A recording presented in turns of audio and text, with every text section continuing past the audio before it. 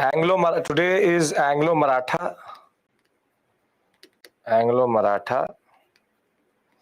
Mysore, and Sikh. These three, and we'll see.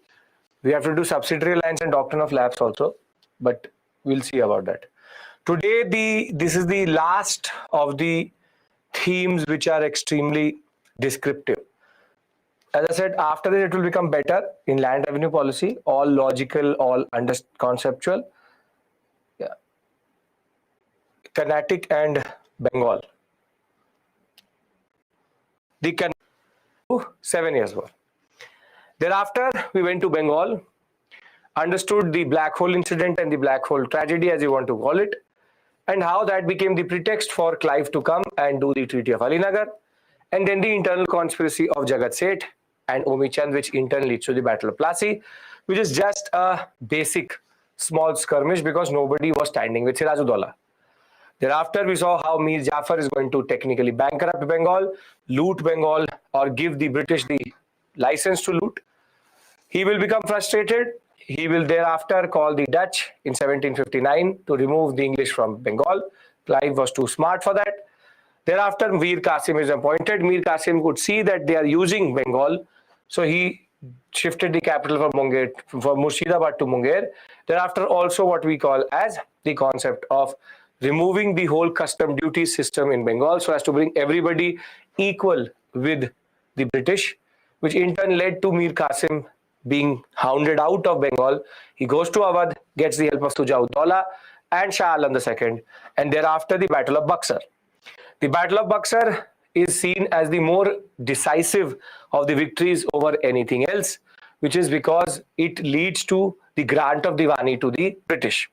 The British very categorically did not take the Nizamat powers because it was much more a headache for day-to-day administration, and we'll come back to the story when we'll talk about the judicial and the ICS in that sense. Basic point is, the most important thing which we understood was that the British had now got territorial power in Bengal itself. They had now become the Diwan of Bihar, Bengal and Orissa. But more than that, the Battle of Plassey was just the foot in the door. Buxar opened up everything, and now the British controlled most of eastern India in that sense. We'll see the economic implications of that tomorrow when we'll talk about land revenue settlements. But today we have to complete the story, because the story is still not complete, because there are two or rather three major zones which were still left: the Marathas, Mysore, and we have the Sikhs. And today we will try to understand the basic way in the first, second and third Maratha war, first, second, third, fourth Mysore war, and the three wars or the two wars of the Sikhs in that sense. One thing I will tell you very clearly is that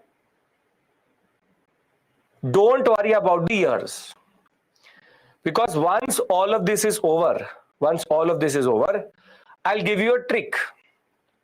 Because what UPSC will maximum do from this area for prelims is ask you the sequence, which is Bengal and Carnatic. They'll maximum ask you the sequence in that sense. And tomorrow I will give you first thing, an important trick, how to put them in sequence, because there's a very simple trick. You don't need to remember any of the dates, 40, 1740, 48, 50, that does not matter. So very simply, I will give you a trick tomorrow.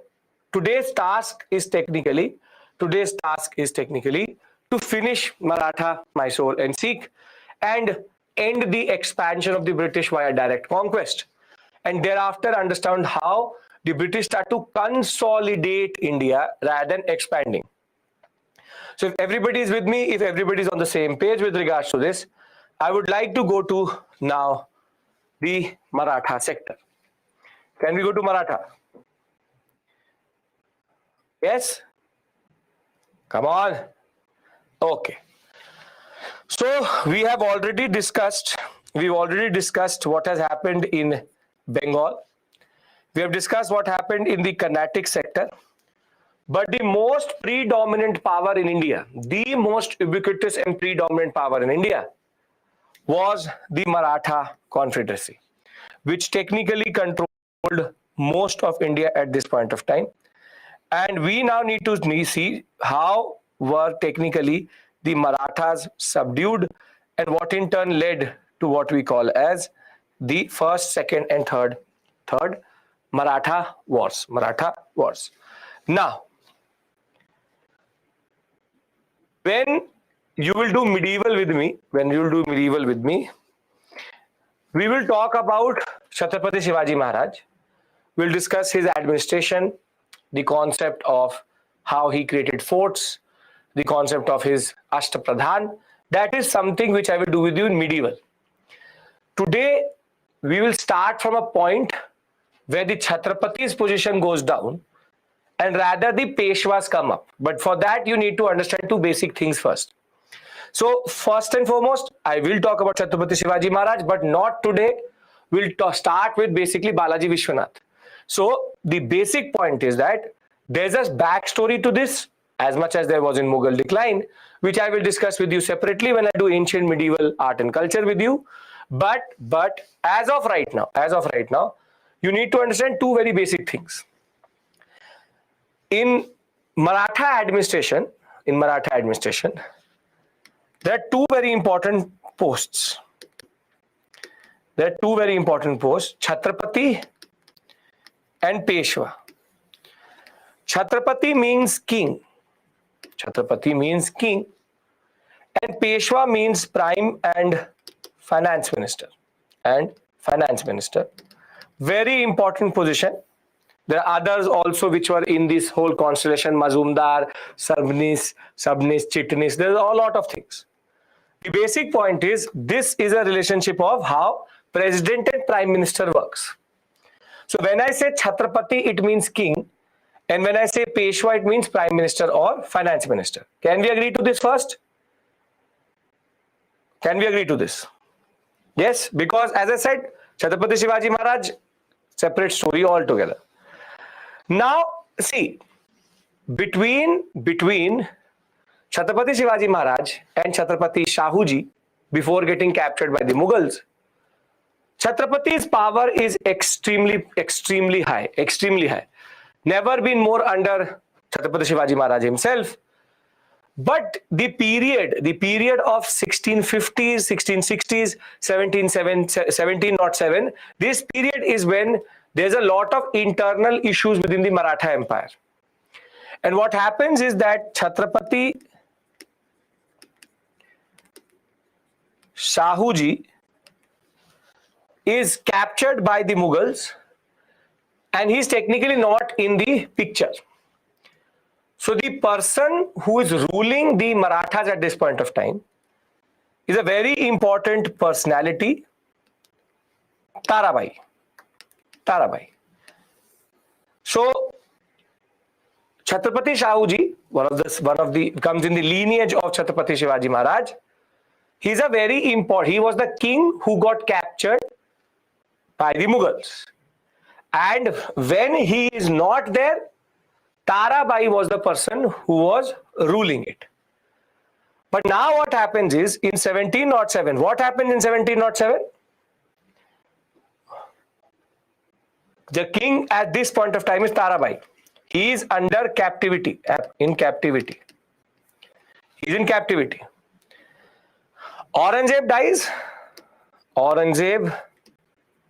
dies. And Chhatrapati Shahuji is released. Basically,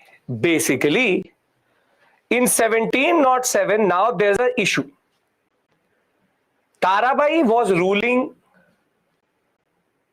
in the name of her son when Shahuji was under Mughal captivity. And now both Chhatrapati Shahuji and Tarabai are in the scene. So basically, there are two basic powers. And if you remember, when I taught you the first class, I told you how Bahadur Shah released Chhatrapati Shahuji. So the basic point of the matter is there are two factions which are there in Maratha Empire at this point of time. One which supports Shahuji and other which supports Tarabai. As I said, I am at one point assuming that you know Chhatrapati Shivaji Maharaj, and that I will assume as of right now because we'll do it in medieval. That basic understanding we will do in the medieval part. As of right now, trust me that there is Shahuji and there is Tarabai. Can we agree to this? The mechanics of it and everything is a medieval story. And we'll do it. That is my promise to you. We will do it. But as of right now, there are two factions which are there because Shahuji is not important in the story, but the person I'm going to now talk about is more important. So Chhatrapati Shahuji was in Mughal captivity. He has been released. Tarabai was already ruling the Maratha kingdom, and now there's a power struggle. Now the power struggle is between Shahuji versus Tarabai. Who will technically control the Maratha kingdom or the Maratha confederacy? And the person who is standing behind Shahuji at this point of time is none other than a person called Peshwa Balaji Vishwanath. He is a towering figure, a statesman, was waiting for Shahuji to come back, was within the Tarabai administration itself, but he is the one who backs Shahuji. And because of him backing Shahuji, Shahuji is able to win this power struggle. So basically, Shahuji comes on top. But the problem is now for the Chhatrapati itself is the power of the Chhatrapati diminishes and the real power goes into the Peshwa's hand, and this is why this is called the Peshwa rule period. Because now the relationship between Peshwa and Shahuji becomes a relationship how we have today between Prime Minister and President. That basically the real power is with whom? In the Prime Minister and President relationship, real power is with whom? Is with the Prime Minister. And in this story, the real power is with the Peshwa. Basically, Peshwa Balaji Vishwanath, in his own interest, brings in Shahuji, and he now makes Shahuji a titular king, and now he rules as the real power of the Marathas. So again, I am repeating this story because Balaji Vishwanath knew that he could become, Peshwa Balaji Vishwanath knew that he would become the predominant power. It's all power politics. Shahuji is under Mughal captivity. There is one faction of Tarabai. One Shahuji comes out in 1707. Now there's a power struggle, and Peshwa Balaji Vishwanath, one of the most important personalities, backs Shahuji because he knows that he can usurp power or become powerful and introduce the real power of the Marathas. If there was one period in which the Marathas were really powerful, it was Chhatrapati Shivaji Maharaj. And now, with the revival of the power of the Peshwa, under Peshwa Balaji Vishwanath, now the power of the Marathas will go exponentially up. So basically, Shahuji becomes the Chhatrapati, the president, and the Balaji Vishwanath becomes the prime minister, the Peshwa. But the basic power in that story is not with Shahuji, but with Balaji Vishwanath. Make sense, everyone? Because now on it will become interesting.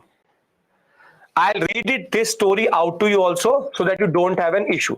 Because I want you to be on board with this basic point. See, when we talk about the story, Chhatrapati Shahuji, who is the grandson of Chhatrapati Shivaji Maharaj, was a prisoner of Aurangzeb since 1689 and was released in 1707.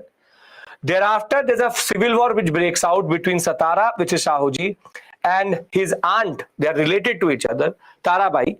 And now there is a proper struggle between Tarabai, who was ruling in the name of Shivaji II, and once her husband had died, Rajaram, and now it is Shahuji versus Tarabai.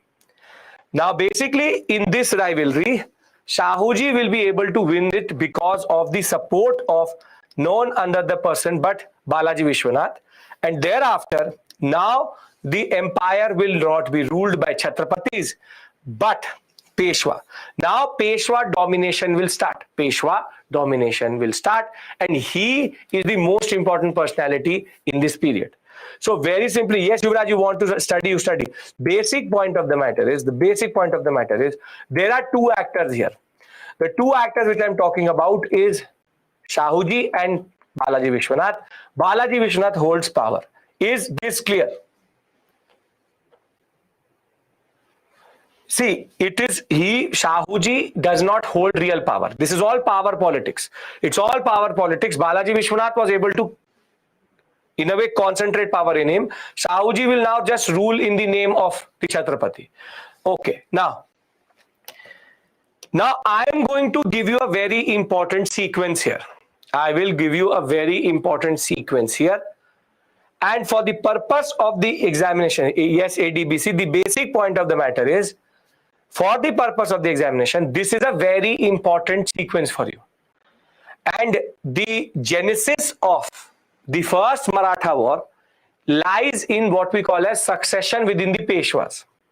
So please pay attention. Don't have to write it down, but just pay attention. So the first Peshwa, what is his name? What is his name?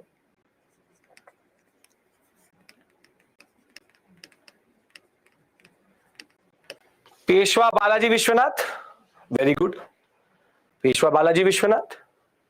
He is the one who basically concentrated power from the Chhatrapati and introduces Peshwa rule.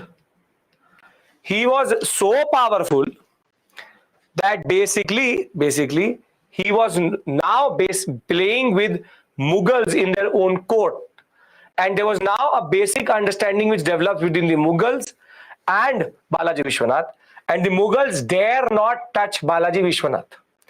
This is the real power. I have all the details with regards to that, but right now the real consolidator after Chhatrapati Shivaji Maharaj is Peshwa Balaji Vishwanath. But Peshwa Balaji Vishwanath was succeeded by a much powerful and much what we call as important personality in Maratha rule, and his name is Bajirao the First. Bajirao First, or Bajirao itself, he is considered that important personality who never lost battles consecutively. He will even go as close to Delhi as possible and defeat the Mughals also. And he will be the one who will make the expanse of the Marathas at this point. The map you see here, the expanse of the Marathas is under Bajirao the First. He's the son of Balaji Vishwanath. Now, as much as he's the consolidator and the expander, every other detail is here. Listen to me. He introduces one major problematic tendency within the Marathas. See, because there are multiple families of Peshwas, basically these are very important families which come together to form the Maratha Confederacy or Maratha Kingdom. He says that I don't want infighting between families. For example, the Bhosles, the Gaikwads, Holkars, Sindhyas, and the Peshwas, the five most important families. Peshwas themselves from Pune. Thereafter Holkars, Sindhyas, the Gaikwads, and the Bhosles. The basic point is these 5 are the most important families of the Maratha kingdom. And he said that I want to do one thing, which is I want to divide the whole Maratha kingdom into these families so that we don't fight. We know what is our designated place. All of them are Peshwas. They are not Chhatrapatis. The background Chhatrapati Shahuji is there, but he is just in name. Just in name. So Bajirao the First introduces an important concept called Maratha Confederacy system, under which he divides the empire, the whole empire, into families, which is the Peshwas, the Gaikwads, the Bhosles, what is called this Holkars, and which is left? Come on, which is left? Peshwa, Gaikwad, Bhosle, Holkar. Very good. Sindhyas. Basically, these 5 families are the Peshwa families because they have an understanding, and basically these 5 control everything. The Chhatrapati family is more or less at this point of time under the Peshwa family. Now, why would this tendency be problematic? Why is this tendency problematic of dividing it into 5? What is going to happen later? Very good, Aman. Great. You all know what is going to happen. If you divide stuff till the ruler, till the Peshwa is very powerful, it's okay. But what it is doing is decentralizing power. It is dispersing power.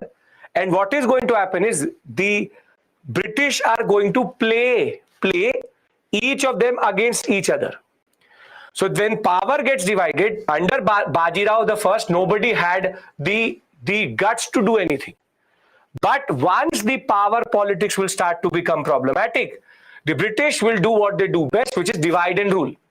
And you will see, even before the British could, or the Marathas could realize that the British are doing divide and rule, the story already had ended.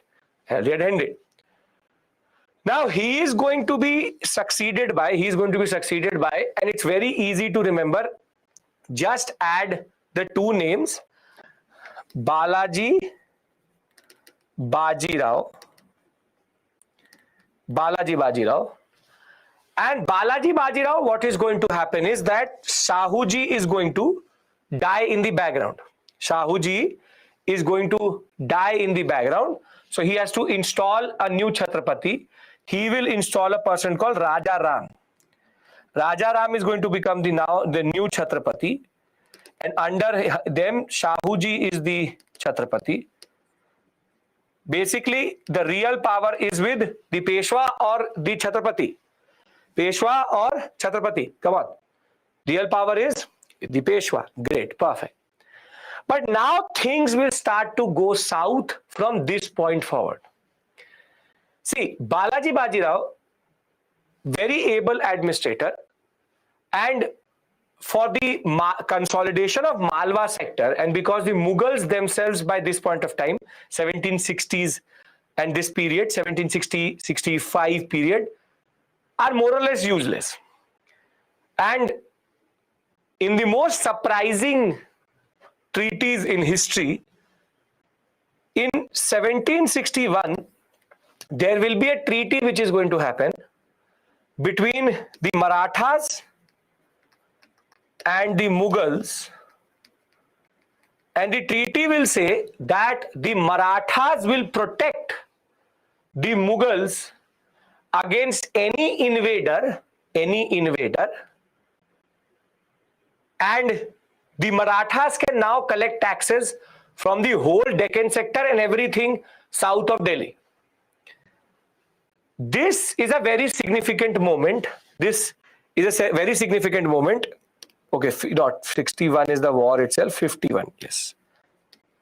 This is a very significant moment because now the Marathas are responsible for the protection of the Mughals. And the protection came at the right time, because now in India,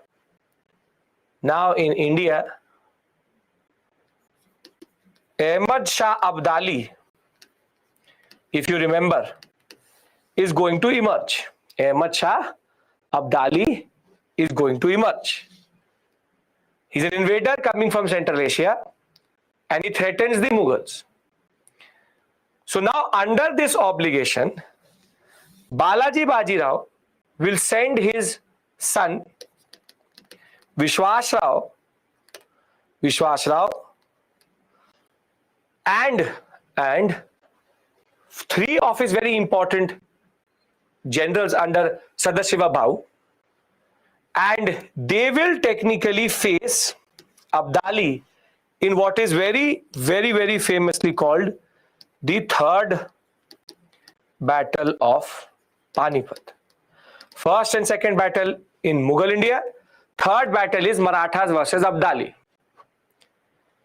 And unfortunately, all battles happen in the Panipat sector because it is unnatural. If you enter from the Khyber Pass, you have to cross Panipat to go to Delhi. We'll discuss that again when we talk about Babur and the concept of first and second battle.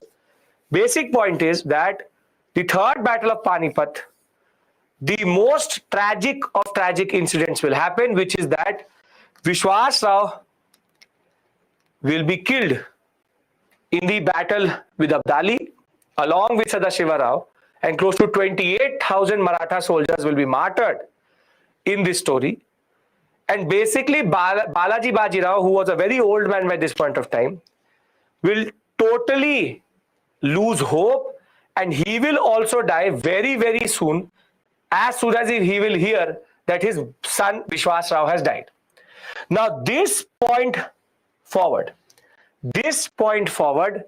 things will start to become problematic. Now, I'm again repeating the story till this point, which is Balaji Vishwanath is the one who's what he concentrates power, becomes the real ruler of the Marathas. He himself is able to do a lot of things. We'll discuss that. But what is more important is Bajirao the First, or Bajirao, the greatest conquerors of the Marathas. He will introduce what is called the Maratha Confederacy system, but consolidate Maratha rule. Balaji Bajirao will go into an understanding with the Mughals that we are ready to, or we will protect you from any invader in return for the collection of taxes from the Malwa and the whole of the Deccan sector. And the timing of that was very problematic, because Ahmad Shah Abdali will emerge in the northwestern sector. And now, under this agreement, Balaji Bajirao would have to send Vishwas Rao and some very important personalities of Marathas to fight him in the third battle of Panipat, which technically the Marathas lose. And this will destabilize Maratha rule. If till this point the story is clear, I will then go on to the next part, which is from where the British will come into the picture. Yes? What the concept of Sar Deshmukhi Chauth, I will discuss in medieval, but Chauth and Sar Deshmukhi, main Chauth is collected as 1/4 of anything. Sar Deshmukhi when you come under the rule of the Marathas. Okay. Now, I'm repeating everything, but now through the PPT, everything I've done till this point I am repeating. First point is, how does Shahuji emerge and become important? And the basic point is that Balaji Vishwanath was the one who became the real consolidator of power. He's a Brahmin who had a very important career, but small career in revenue administration. And thereafter was very, very important in usurping power when the Tarabai and Shahuji power struggle is there. After Shahuji was coronated as Chhatrapati, he will technically become what is called the Sena Karte, the organizer of the forces. And thereafter, he will raise the position of the Peshwas to a new level of supremacy. And then he will technically start what is considered, and he himself is considered the second founder of the Maratha state. Second founder of the Maratha state. Who is the first founder of the Maratha state? Come on. Who's the first one of the Maratha state? Very good, which is Chhatrapati Shivaji Maharaj. Now, the way Balaji Vishwanath operates is that he is the first Maratha officer to reach Delhi and now start to play with the Mughal internal politics.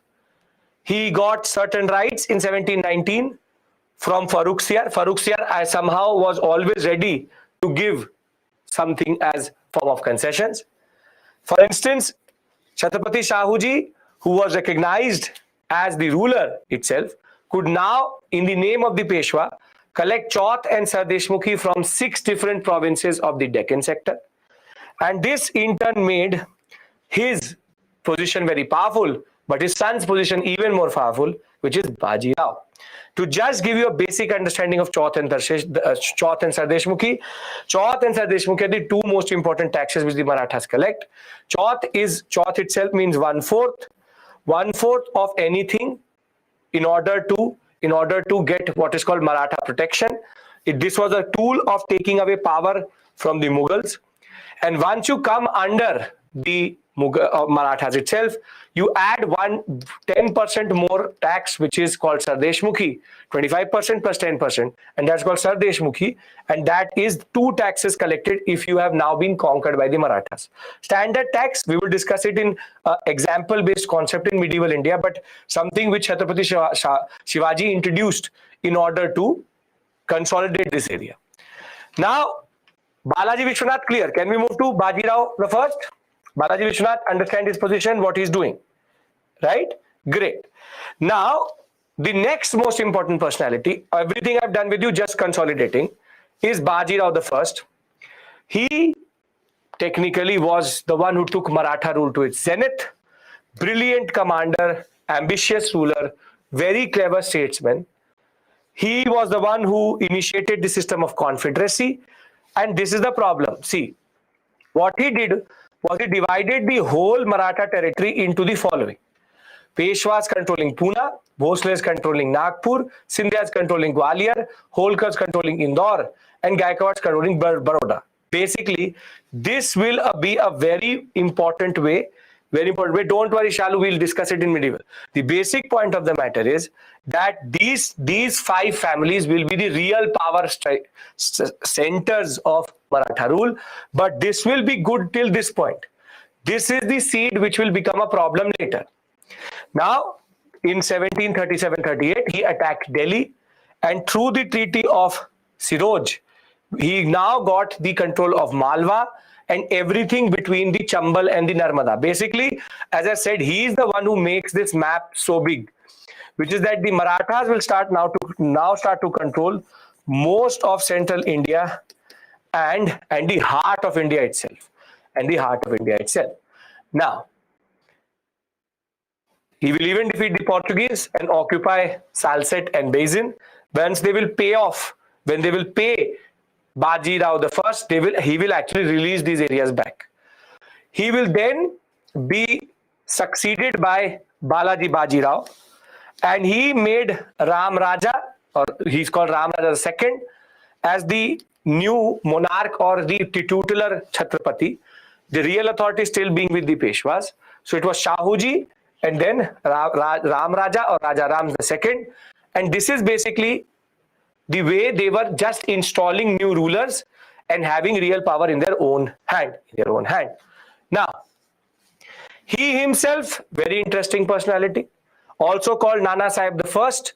He was the one who contributed the policy of going northwards, as able as his father, and he was the one who installed a new Chhatrapati also. But the problem is that he will cultivate animosity with his neighbors, which is Mysore with Hyderabad. But the biggest problematic aspect of his rule is going to be this agreement, which is the 51-52 agreement, which is that the Mughals and the Marathas will go into an understanding that in lieu of Chauth of the northwestern province, Marathas will defend the Mughals against any external threat. And now this will bring the Marathas and Abdali in direct conflict. And when the Peshwa will dispatch his minor son Vishwas Rao and Sadasiva Rao Bhau, the cousin of Nana Sahib, to go and fight in what is called as the third battle of Panipat, 1761. Peshwa's son, Vishwas Rao, Sadasiva Rao Bhau, and other Maratha commanders will perish. They will be martyred, and this in turn will lead to even Balaji Bajirao's death, because when he will hear his son's death in 1761, now the Maratha Confederacy is in a crisis. Now, what to do with this story? I'm again repeating it to you. Is everybody following? I'm just repeating the same story. I've given you a basic picture. We're doing the same story. The basic point of the matter is, between Balaji Vishwanath, Bajirao the First, and Balaji Bajirao, everything is okay. But once the third battle of Panipat will happen in 1761, now things will start to destabilize, and therein will come the innocent bastards, if you want to call them, which is the British, and they will sweep in to this story. They will sweep in to this story. The basic point of the matter is, there should be no confusion. Balaji Vishwanath, Bajirao the First, Balaji Bajirao, and thereafter the death of Vishwas Rao, the next son or the son of Balaji Bajirao, in the third battle of Panipat. Can you remember these 4 points?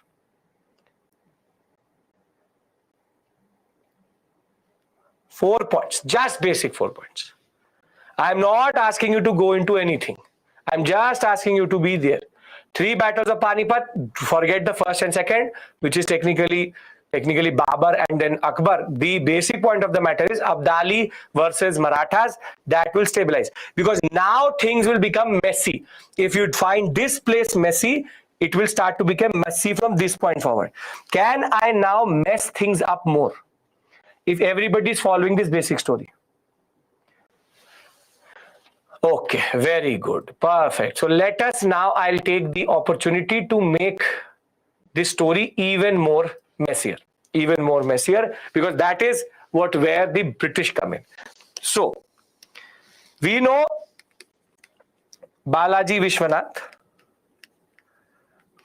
Thereafter we know Bajirao the First, and we know Balaji Bajirao. Now, I hope everybody is with me till this point. Please. This is okay till this point? Everybody is following me. Now, who should have been the next ruler if this third battle of Panipat would not have happened? The Marathas are involved in the Panipat battle because there's an agreement between the Mughals and the Marathas. In lieu of taxes, Marathas will protect. They were the only British power. Technically, Vishwas Rao should have become the next ruler. Unfortunately, Vishwas Rao is now martyred, and you don't even have Sadasiva Rao Bhau. He is also not there. And Balaji Bajirao is now dead. He has gone into shock after hearing his son's death. And now there will be a moment in which there will be 2 people who will try to seek power. One is called Raghunath Rao, remember his name. And the next is Madhav Rao the First. Basically, there's a small battle or internal conflict between Raghunath Rao and Madhav Rao, and please don't go into their relationships because it is going to become extremely confusing. So don't go into the relationships. Nana Fadnavis is coming. Don't worry.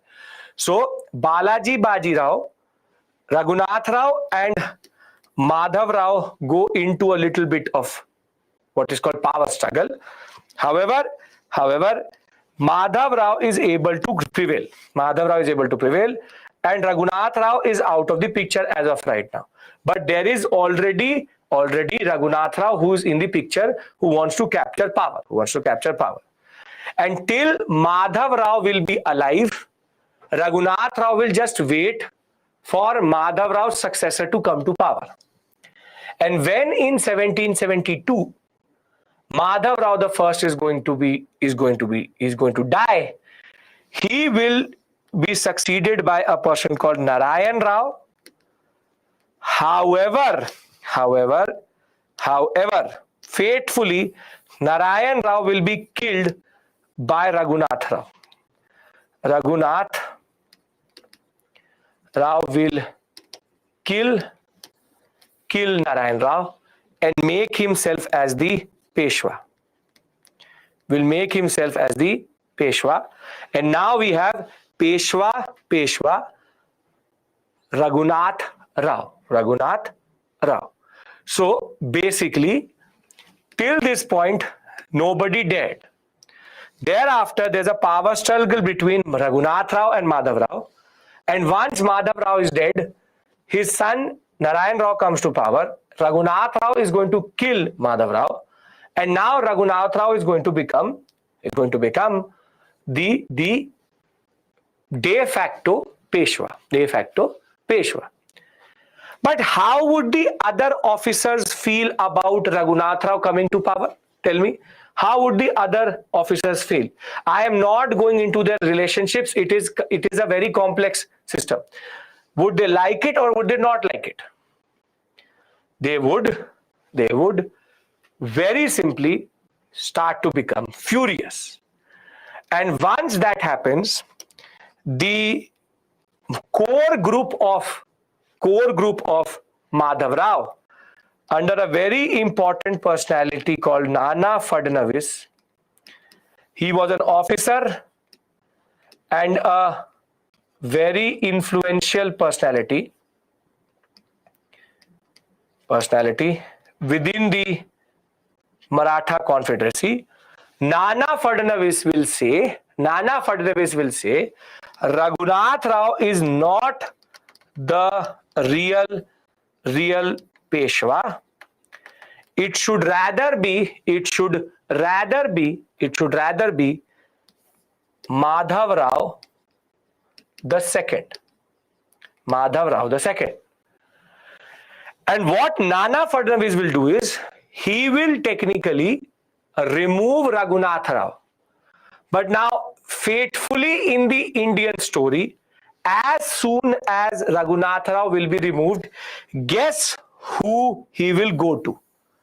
As soon as he is removed, guess who he will go to? And this starts the English entry. He goes to the English and the Britishers and says, you need to help me capture power, because Nana Fadnavis has appointed Madhav Rao II as the ruler, and now the English come into the picture. Are you able to follow this story? If not, if it's 50-60% clear, I'll give you a flow chart.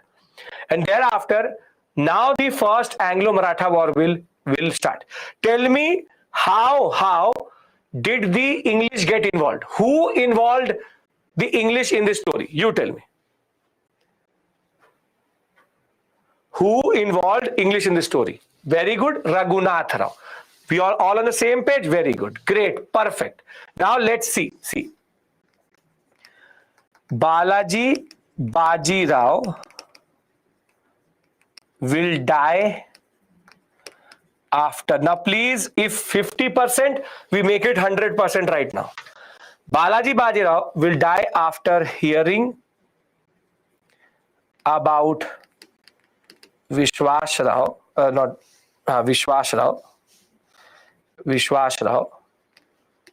Now, power struggle between Madhav Rao the first and Raghunath Rao. Madhav Rao the first prevails. After Raghunath Rao waits for death of Madhav Rao. After Madhav Rao the first is dead, Narayan Rao is appointed Peshwa. However, Raghunath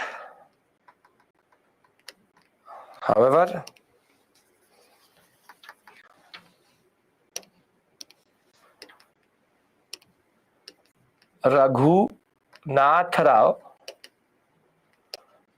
will kill Narayan Rao to come to power. He, which is Raghunath Rao,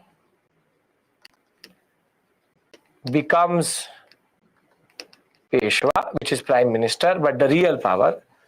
And now Nana Fadnavis and old Maratha officers will get angry and annoyed, and thereafter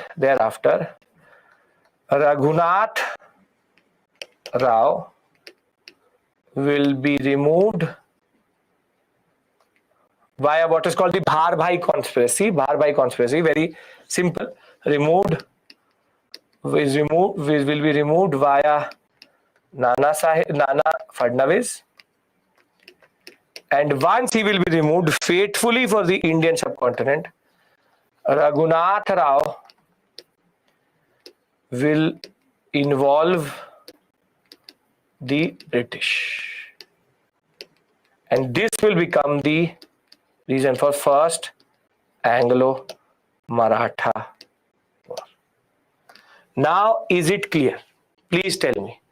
There should be no doubt in this story now. Is it clear?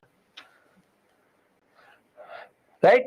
It is complex, but nobody is asking you this story. I can vouch for it. Nobody is asking you this story. You are doing modern India with me. I can't say Raghunatha went to the British.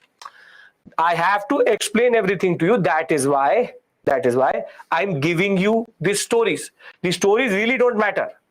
Really don't matter in the larger scheme of your preparation. Zero. Nobody is asking you these things. But these are interesting aspects, and we need to know the reason of why. If it is 90%, 80%, 70%, one revision should be enough. But I'm still revising with you. Baji Rao dies, Madhav Rao comes, he dies, Narayan Rao is killed by Raghunath Rao. Raghunath Rao is removed by Nana Fadnavis, and he goes to the British. What is the problem here? What is the confusing aspect? The names are confusing, no issue. So Madhav, Narayan, Raghunath, and thereafter Nana Fadnavis. 4 names I'm saying. That is the basic point here. Is this clear? Can I move to the war itself now? If you will read any other book, you will find it even more confusing. I am trying to give you a very simple, straightforward story so that there is no problem in your understanding generally. Right? Okay. Now. Done? Great. Very good. Now comes what is called as the first Anglo-Maratha War. The first Anglo-Maratha War. Now please listen to me very clearly. Because first Anglo-Maratha War is not one but 3 small wars in between. Now, the British will go and say to Nana Fadnavis, we believe that Raghunath Rao is the real ruler. Nana Fadnavis will say, who are you? They will say, we are the British. We are the British. So Nana Fadnavis will say, so what should I do about it? Our real king is Madhav Rao II. It is not Raghunath Rao.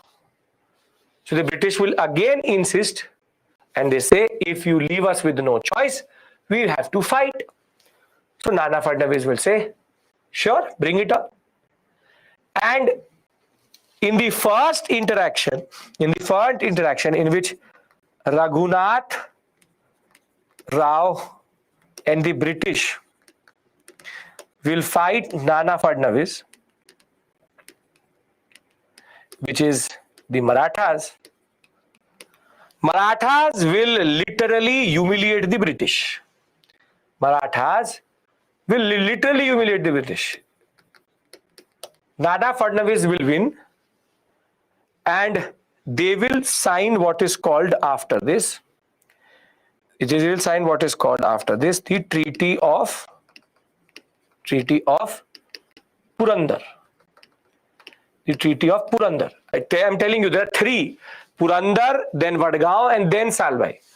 Under Treaty of Purandar, treaties are understandings. Now Nana Fadnavis will say, ditch this guy called Raghunath Rao. Who is this? Why are you obsessed with this guy called Raghunath Rao? And under Treaty of Purandar, the British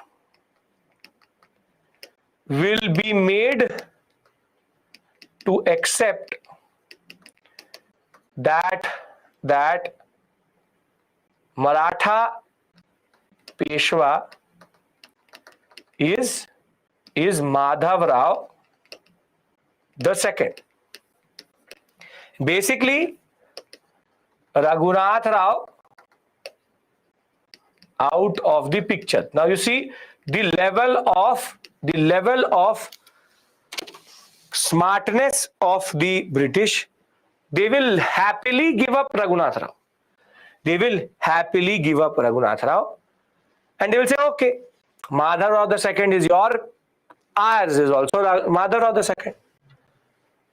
But the British did not get any idea of how the Marathas had actually won. Now what is going to happen is that Nana Fadnavis will give some land to the French on the west coast, and the English will say, we don't like this, why are you doing it? So Nana Fadnavis will say, okay, let's fight. You are no one to tell me what we need to do. So when the French get involved, Nana Fadnavis again is at war with the English, and the English are again comprehensively defeated by the Marathas. And there they are going to sign a treaty called the Treaty of Vadgaon. Treaty is nothing but agreement. We fight and then we shake hands and say, okay. Now Treaty of Vadgaon, Nana Fadnavis say, whatever territory you got after Raghunath Rao came to power, you give it back now. Again, fine details don't matter, but I'm telling you, they will say, whatever you have since 1772, give it back. The British will have no other option. But when the British will give the territory back to Nana Fadnavis, they will feel happy, or they will be becoming more and more angry with this whole story. They will become more and more annoyed. They'll become annoyed. They will become angry. And now the English will finally call Warren Hastings or send Warren Hastings to India. And they will now again fight over the issue of Treaty of Vadgaon. And the English will now fight Nana Fadnavis again.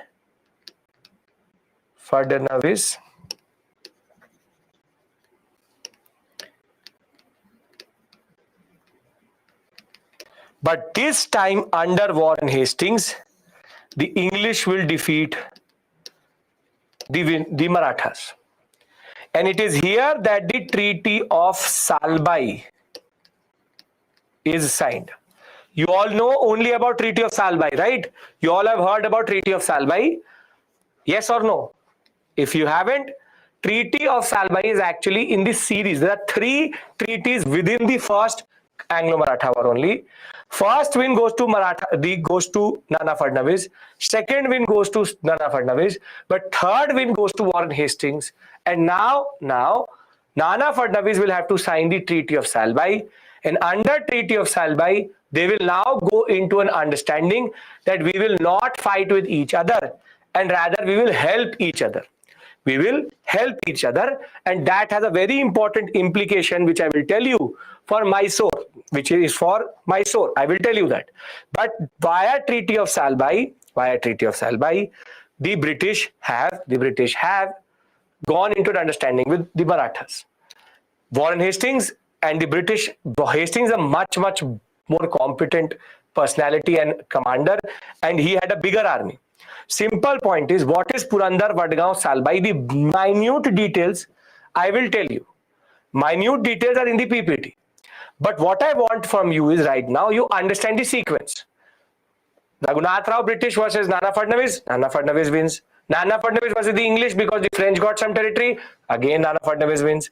And now that the Vadgaon, they take territory away from it, the British are now looking for a reason to fight with the Marathas. They get it as soon as they again get involved with the French. And now Nana Fadnavis has to fight the British again. This time the Marathas are defeated. And that in turn leads to the new normal, which is that the British and the Marathas are at the same stature, and they will help each other in what is called Mutual Non-Aggression Pact. If you want, I can do two things here. I can read all of this out of the PPT, or I can tell you the second Anglo-Maratha war and the third, which are much easier than this, and then we go to the PPT. Because second Anglo-Maratha war and third Anglo-Maratha war, much easy than this. Second, perfect. So we all are on the same page. Yes, come on. Can we all be on the same page that the British have now signed the Treaty of Salbai? They are on the same page with the English, with the Marathas. There are three consecutive battles which happen, and the British come on top.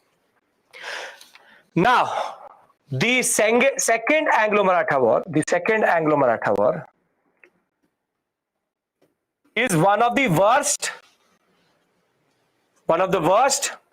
for India, because here things will start to become extremely problematic. Now what happens is that the Treaty of Salbai has been signed. The British and the Marathas are in a good understanding. It's already been 20 years.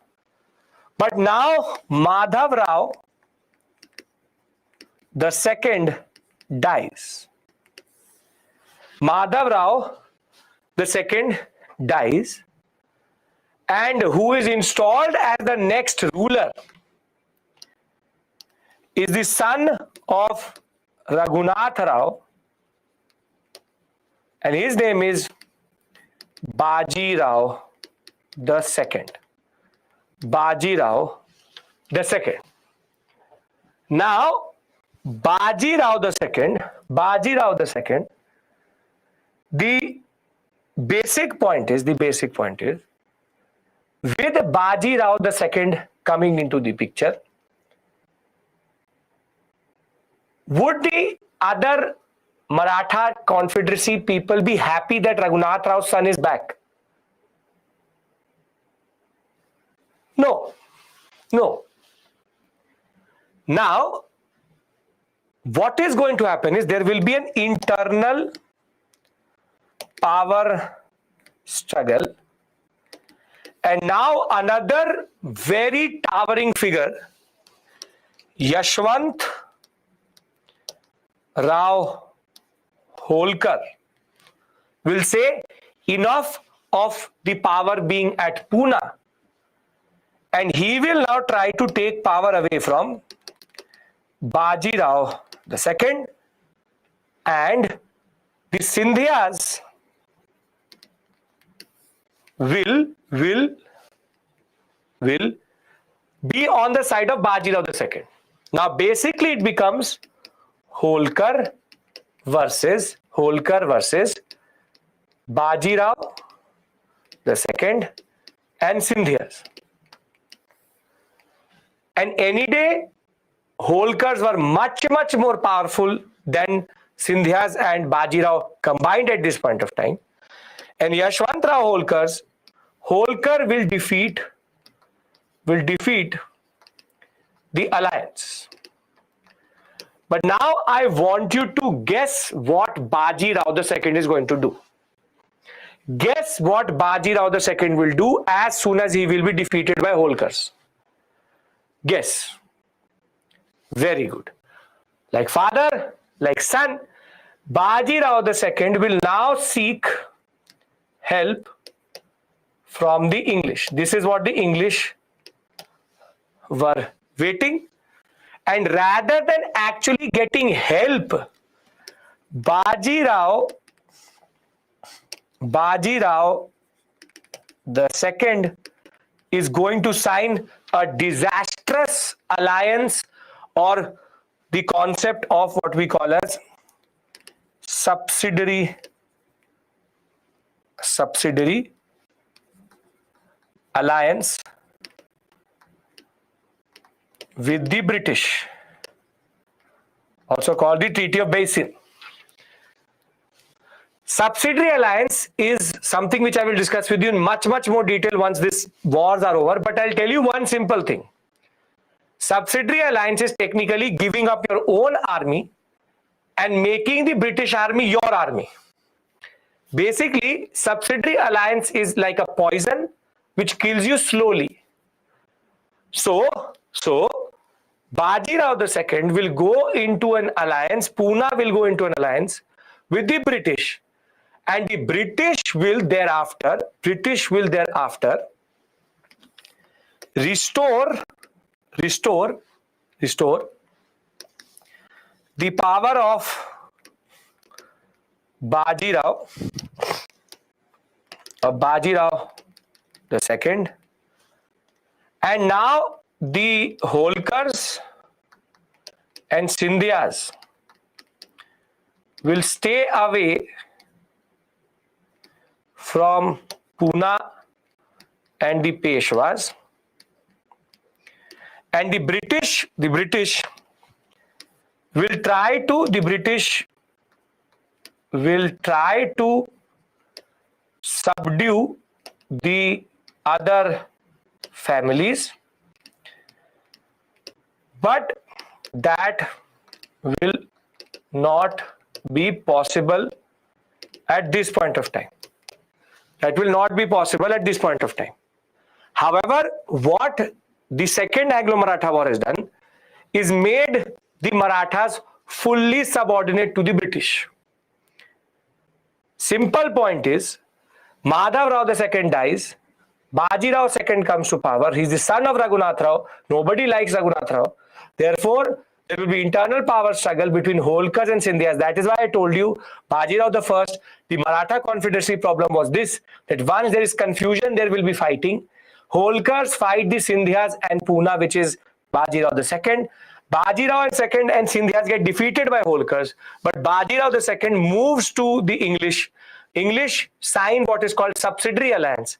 Subsidiary alliance is the concept that you disband your own army and let the British army be your own army. Basically, the Peshwa rule was fully destroyed. I will talk to you about how subsidiary alliance takes away power from the king in much more detail, but trust me, it is a slow poison, and this in turn will make Bajirao II the king again, the Peshwa again, but now the power of the Marathas has been diluted.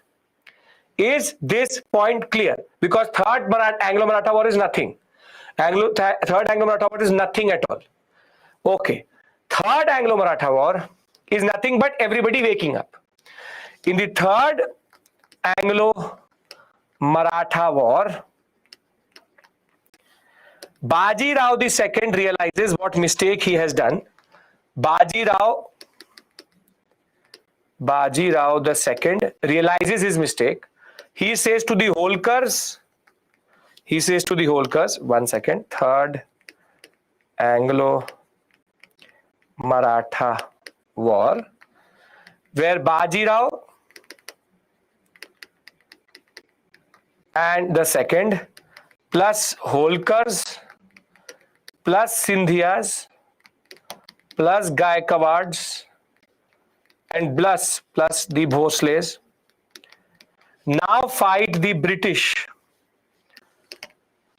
Who won the second? English. Technically, Bajirao II won, but there was no point. The English won.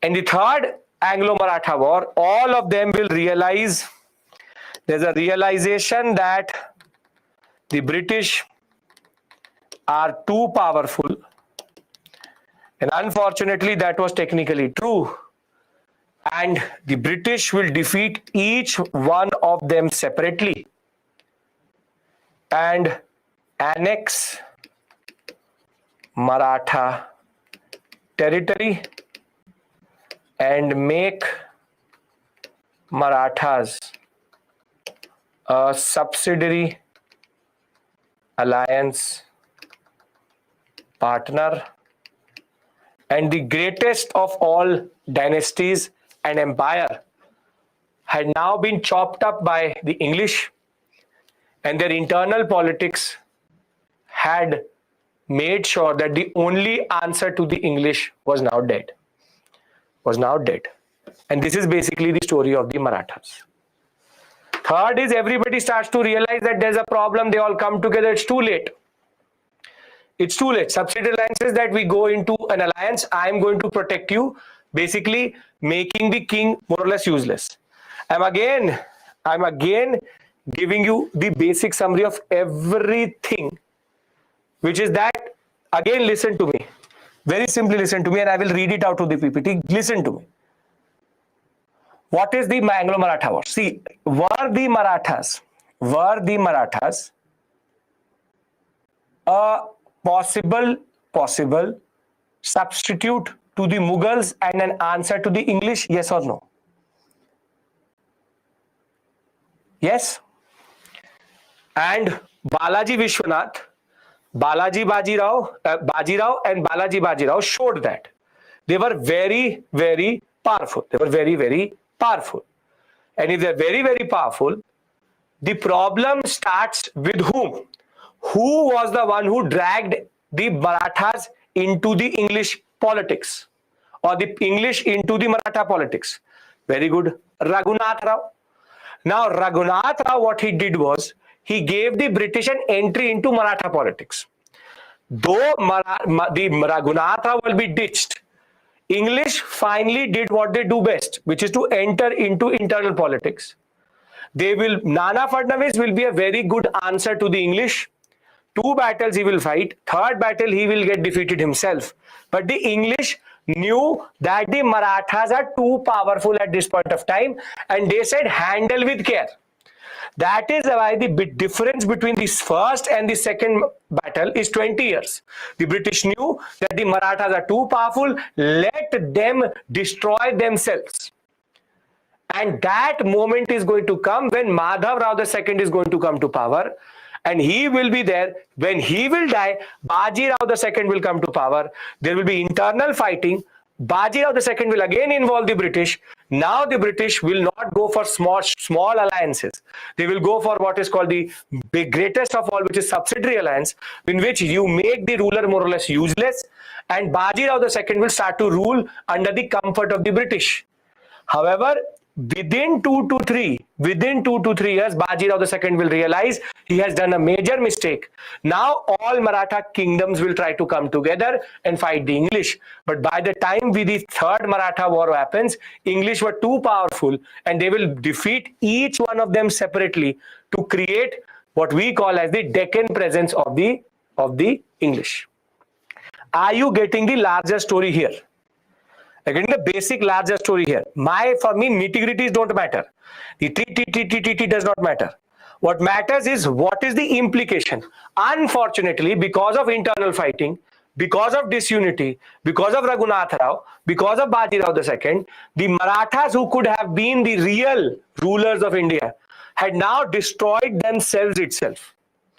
This is why did they not come together? This is the problem for India, not since this period, but since the medieval period. Everybody is obsessed with their own understanding. A handful of 100 Englishmen had now basically taken Carnatic, Bengal, and now Marathas also. This is the problem. This is called myopic politics. Very, very short-sighted politics. Very short-sighted politics. But the real smart power in this whole story is who? The real smart power in this whole story is who? The British. They just wait and watch. They don't push the issue. They wait and watch. They wait. How will they destroy themselves? And they wait. Simply wait. And they waited for the first one. They waited more for the second one. Third one, the English were already too powerful. Can I now tell you the story from the PPT? I hope this, see, as I said, this is the only last painful section, which is these wars and their treaties. After this, it will start to open up. I am telling you the implications of this, and rather than the nitty-gritties. I'll give you a mains question. You will realize what type of question comes. Basic point is, Marathas, whose fault was it that the basic alternative to the British destroyed themselves? You tell me. Simple. Very good. It is the myopic and very, very short-sighted politics of Raghunath Rao. If he had not got the British involved, maybe the answer would have been different. But the point is, once the English got an inroad, thereafter already there was internal division already based on Baji Rao's concept. Great. Perfect. Now let's read this story out. And as I said, please, simple point. Don't have to get caught up in treaties. There is an obsession of students with treaties and wars. I will give you the trick to learn the wars, and I'll give you a trick to learn the treaties. I'll give you a trick to learn the treaties also. You never have to learn any sequence in their dates. I will give you a trick and you will realize it will become extremely easy for you. Can I move to the PPT? If you are 50%, 60% still sure, one revision will make everything fine. If you're still able to follow, you're able to tell me reasons, the point of this discussion is clear, right?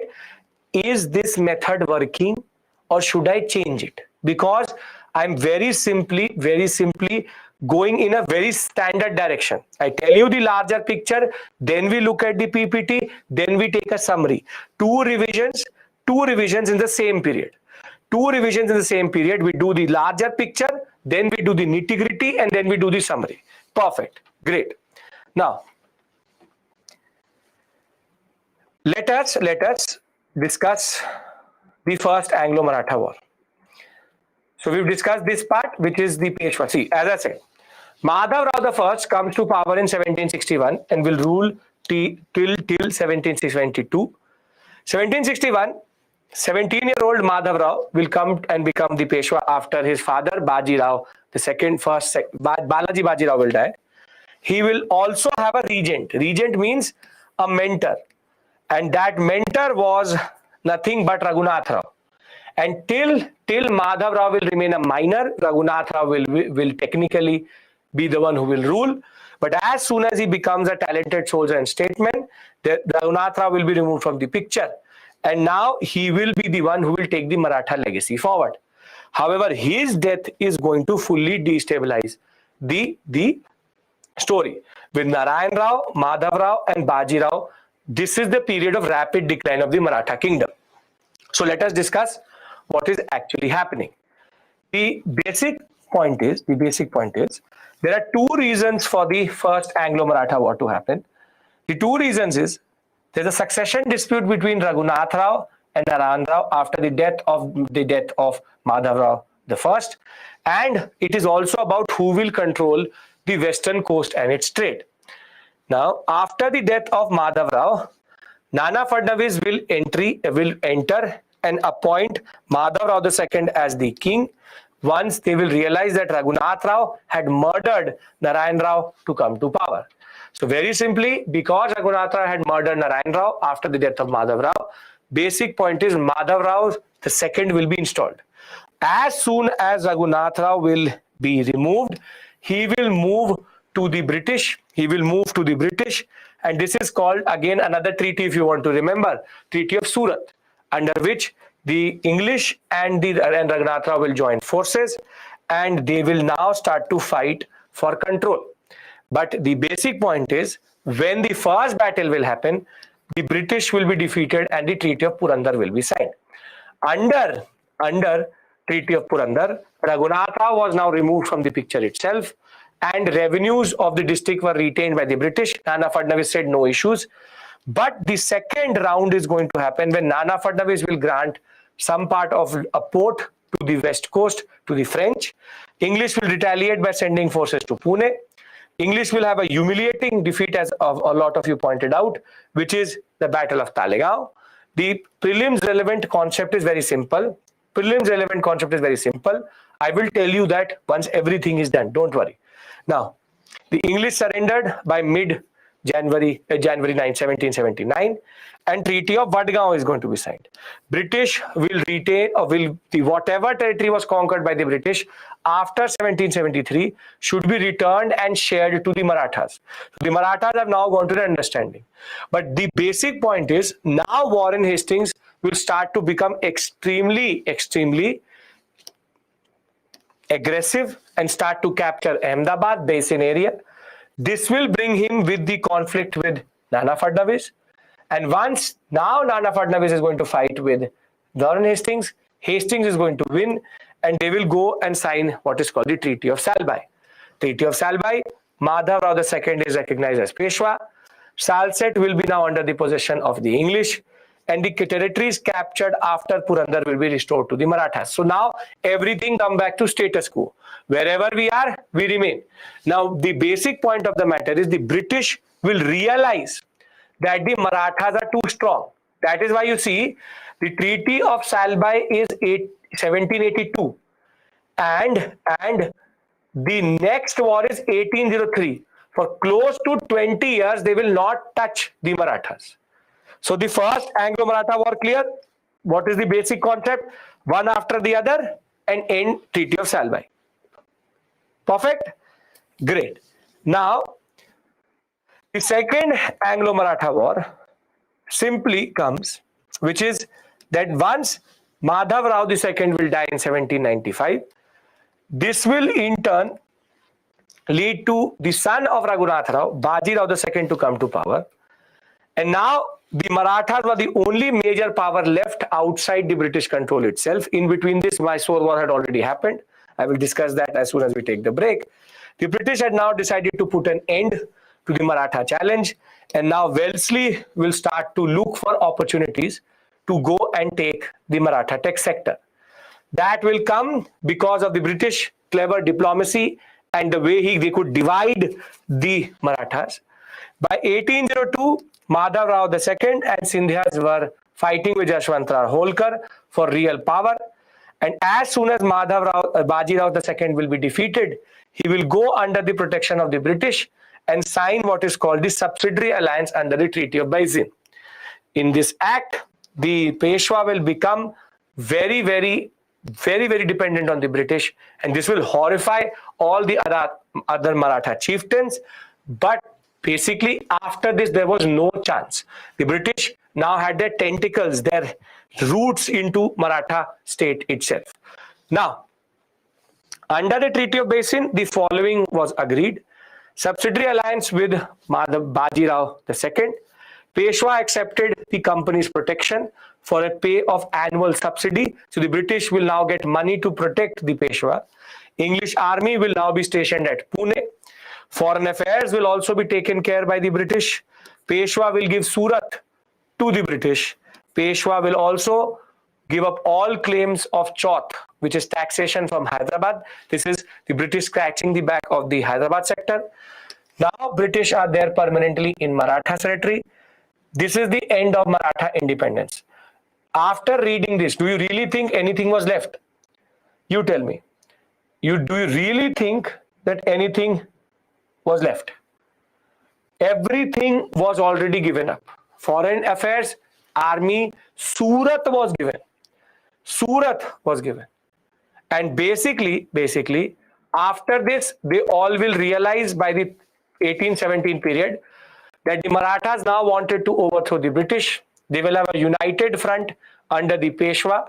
However, the Marathas will literally fail, because by 1817, the British will literally fight Peshwa Baji Rao II at Pune. They will then go and fight with the others. When there's confusion, they will have no coordination, nothing at all.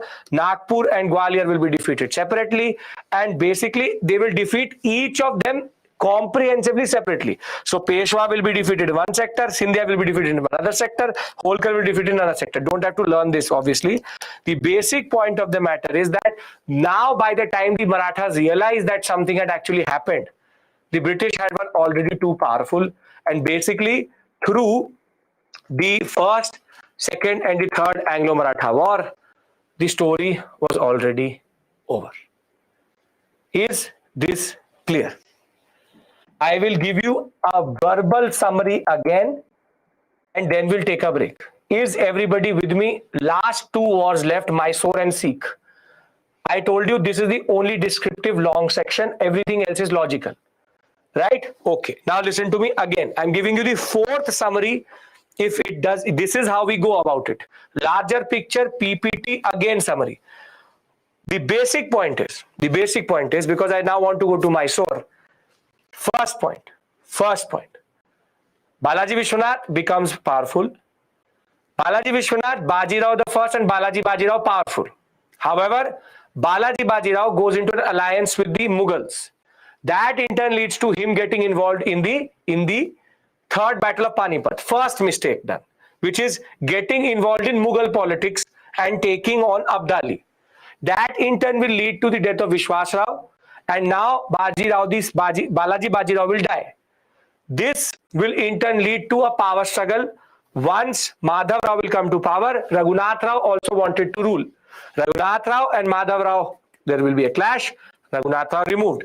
As soon as Madhav Rao is dead, Narayan Rao will come, Raghunath Rao will kill. Then Raghunath Rao will become Peshwa, so Nana Fadnavis will remove him, saying you are not the legitimate ruler. This is the basic Maratha internal politics. Now Raghunath Rao will do the second blunder, which is to technically involve the English. English will get involved, get defeated twice, but in the third time, the English will go into an understanding. We will help each other. Marathas too powerful under Nana Fadnavis. 20 years they will not touch the Marathas, knowing that the Marathas are too powerful. Now Wellesley will wait. Hastings had defeated the first time. He will wait. Now the second opportunity will come. As soon as Madhav Rao II will die, the Bajirao II will come. They will fight within themselves. Holkar, Scindia and the Peshwas fighting. Holkar defeats. Bajirao II does the same blunder, third blunder, and the biggest of all of them, which is to go and sign the subsidiary alliance with the English. And once they signed the subsidiary alliance with the English, Maratha territory was literally sold to the British. Platter, given in a platter, and this in turn will lead to the third Anglo-Maratha war, where everybody is going to wake up and say, what is happening? The British are taking our territory. By that time, the British had become too powerful itself, and they will literally, comprehensively, one hand back, defeat each one of them, and thereafter take everything in this whole story. Make sense, everyone?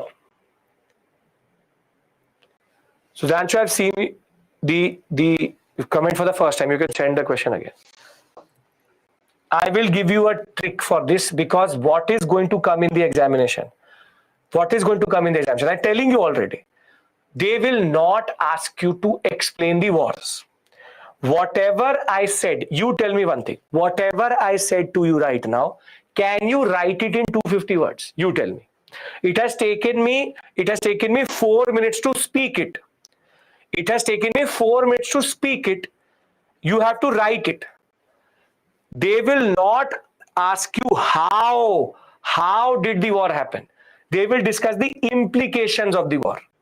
So implications is Marathas are out of the picture, but I will tell you what type of prelims question is going to come. Prelims question is going to be, they will say, consider the following wars. First Anglo-Maratha war, third Anglo-Maratha war, this war, that war, and put them in chronological sequence. I will discuss subsidiary alliance with you. Just wait for the wars to be over. They will ask you to put them in chronological sequence. And I will give you a trick for chronological sequence, because it's very easy. Easiest of all. What students start to do is, they start to learn this. And this is where they do the blunder. So I hope you can wait for the climax, and once this painful process of wars is over, I will give you the trick. Promise, I give you, because I know what you need to do and what you have to understand. Can we agree to this? We have to do Mysore. Once all wars are done, the whole list will be complete. Right? Now, I'll give you a question and you see what type of mains question comes. The mains question technically deals with the following. How do I take a poll in a mains question? How do I take a poll in a mains question? Mains question is not objective. It is subjective. What will you do by clicking A, B, C, D? So, prelims question, Femina, I will do it first. Let me discuss all the wars. First, let me discuss all the wars. Once the wars are going to be over, then I will give you the trick. Then it makes sense. I will do it with you. Don't worry. Friday, we do previous year questions. The ironic part of the story is, guess how many questions have come out of the wars? Guess how many questions have come out of the wars in prelims examination? You guess.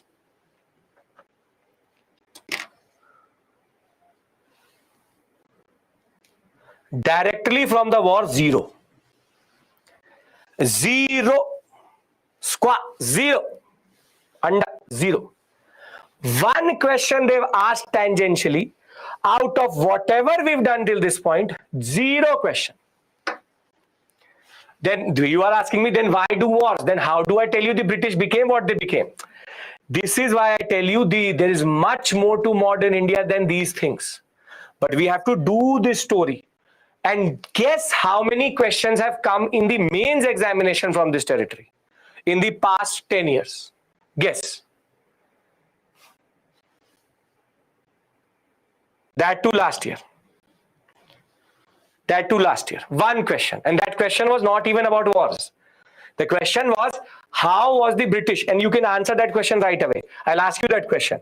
How was the British able to win the Indian subcontinent with a much numerically smaller army and not even better technology? What is the answer for that? What is the answer for that? They always had internal conflicts in their favor. Do I need to do all the things? UPSC is not a PC, the divide and rule. UPSC is not a PCS level examination. It doesn't care about these things. I will give you tricks. We have to steer clear of this area. Whatever I'm doing, I know what I'm doing. Don't worry about that. So I'm telling you, don't get caught up. Do not get caught up in anything. Don't get caught up in anything. Just let's discuss this area and move into what really matters. For example, land revenue policy. Permanent, Redwari, Melwari. But I have been creating certain building blocks for you, and we finally are in the end of the last building block. We discussed what? Mughal decline. Thereafter, I discussed the advent of Europeans. Then I discussed regional powers. And now finally, we will be done with expansion. Once expansion will be done, I will discuss with you the next set, which is called consolidation. In consolidation, we will discuss what is called the economic policy, land revenue settlements. We'll discuss ICS, we will discuss judiciary. I will give you my own article to read on the police itself. I've published my own article on the police, my own research, and you will understand how they start to consolidate. And once you understand consolidation, then we will go to social religious reform movement.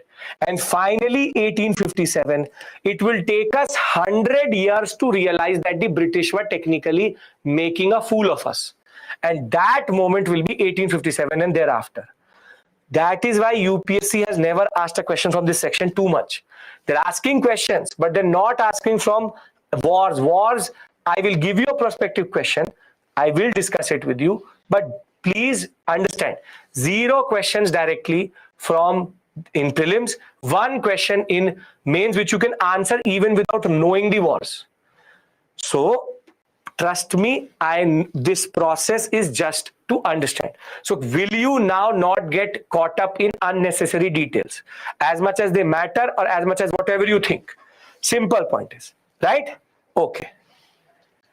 Right? So we take a break now. Again, HR1, there is a solution for this. Please answer HR1. SME, answer HR1. There's a solution for what happened. Okay. So let's take a break. Trust me, I've been doing this for now close to 12 years. So I know when I tell you not to do, I'm not deceiving you. I'm just telling you not to get caught up in something. So I hope that you can trust me in the process itself. Okay. Question, I will just give you a question from the Maratha section and then we'll take a break. Simple point.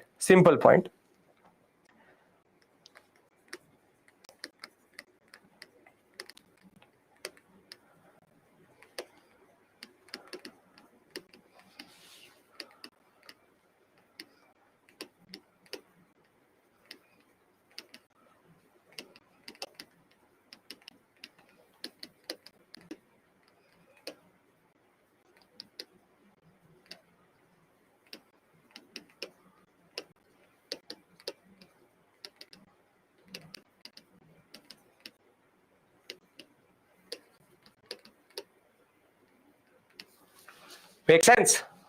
Are you getting the question? Which is, the Marathas were a viable alternative to Mughal rule in India. Discuss why they were not able to achieve the same. So you need to tell me why were the Marathas, how did the Marathas destroy themselves? So you know that you don't have to discuss Vadgaon, basin. No. You have to discuss each and every implication, inviting the British, dividing their power, the problem of internal politics, and you will discuss this through examples. For example, this happened. For example, this happened. Right? So you see, basic understanding is in your mind, so you can already brainstorm the answer. Something is coming in your mind, just note it down. And this is how we brainstorm. Basically, when I'm discussing something with you, we are brainstorming now. So this question, everybody has certain points. Jot them down and you have the answer. Great.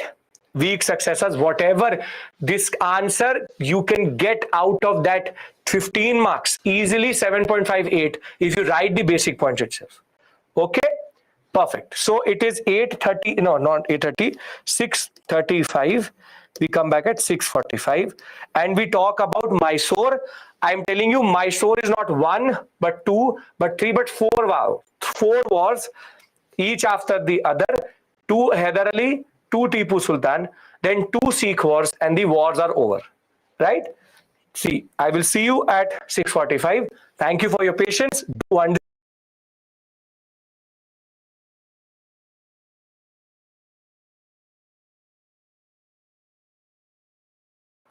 Bajirao, the first. I will tell you one thing, don't get caught up into son, daughter, father, mother. There's already too much information. If you will start to make that chain, it will become extremely hard to follow. Extremely hard to follow. Just remember the names if you need to, if you want to. Okay. Now, Mysore. So when we talk about the Mysore sector,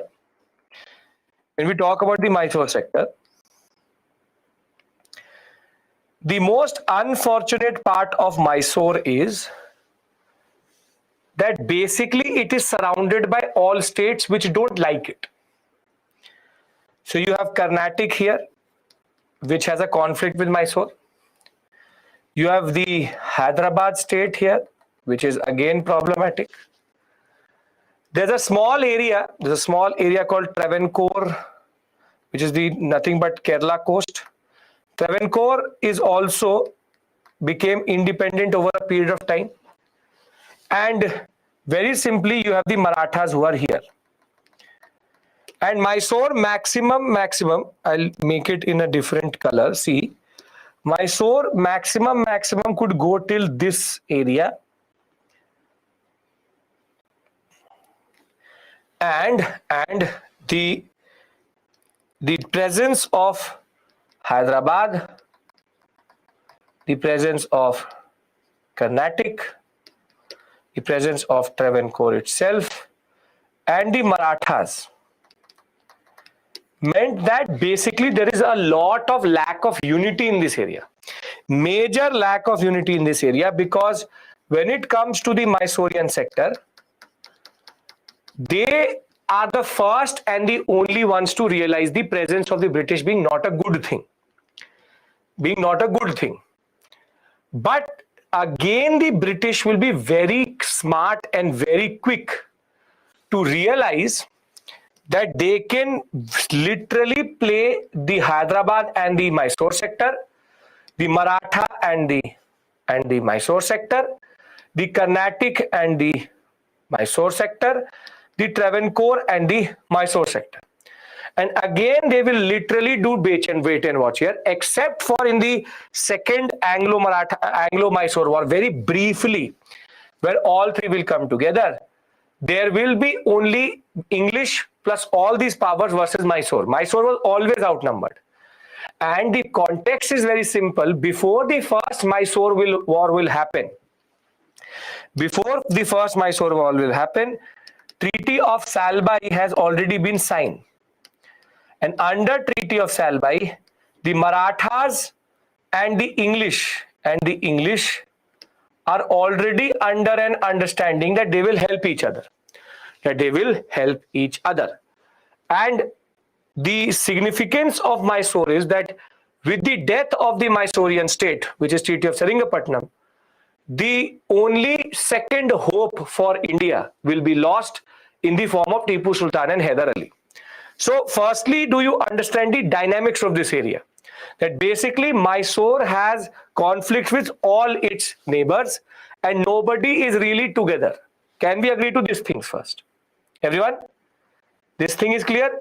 Basic, problematic, neighbors and disunity. Something which we Indians are very good at, which is to be disunited over issues.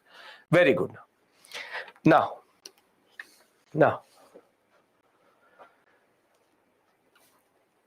See, when Madhav Rao, the first was there, and even when it comes to Madhav Rao the second,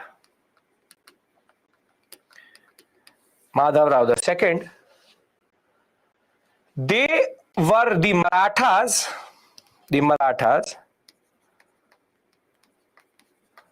were constantly in conflict with Hyder Ali.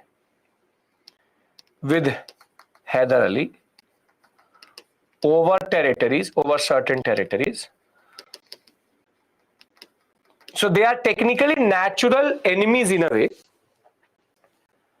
And Hyder Ali also has a problem with Hyderabad.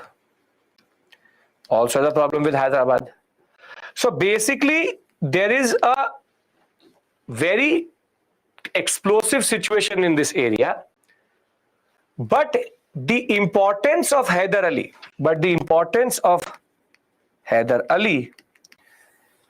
is the fact that Hyder is written like this also.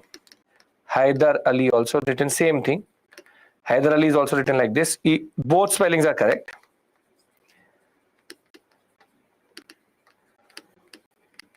Hyder Ali understood what the British were doing, and this is the outstanding quality of the Mysorean state and Mysore's ruler, Hyder Ali, because he understood what the British were technically doing. Hyder Ali had come to power, if you remember, by defeating Nanj Raj, Vodeyar prime minister, very, very corrupt, and he became to power. Now, Hyder Ali, after defeating the Mysorean prime minister who was under Vodeyar dynasty, we already did that. Hyder Ali will come into the picture, but he will look at the Carnatic sector and realize that the British are too powerful and too smart. So what he will do initially itself is he will go into an alliance with their natural partner. Which is a natural partner of the British in India?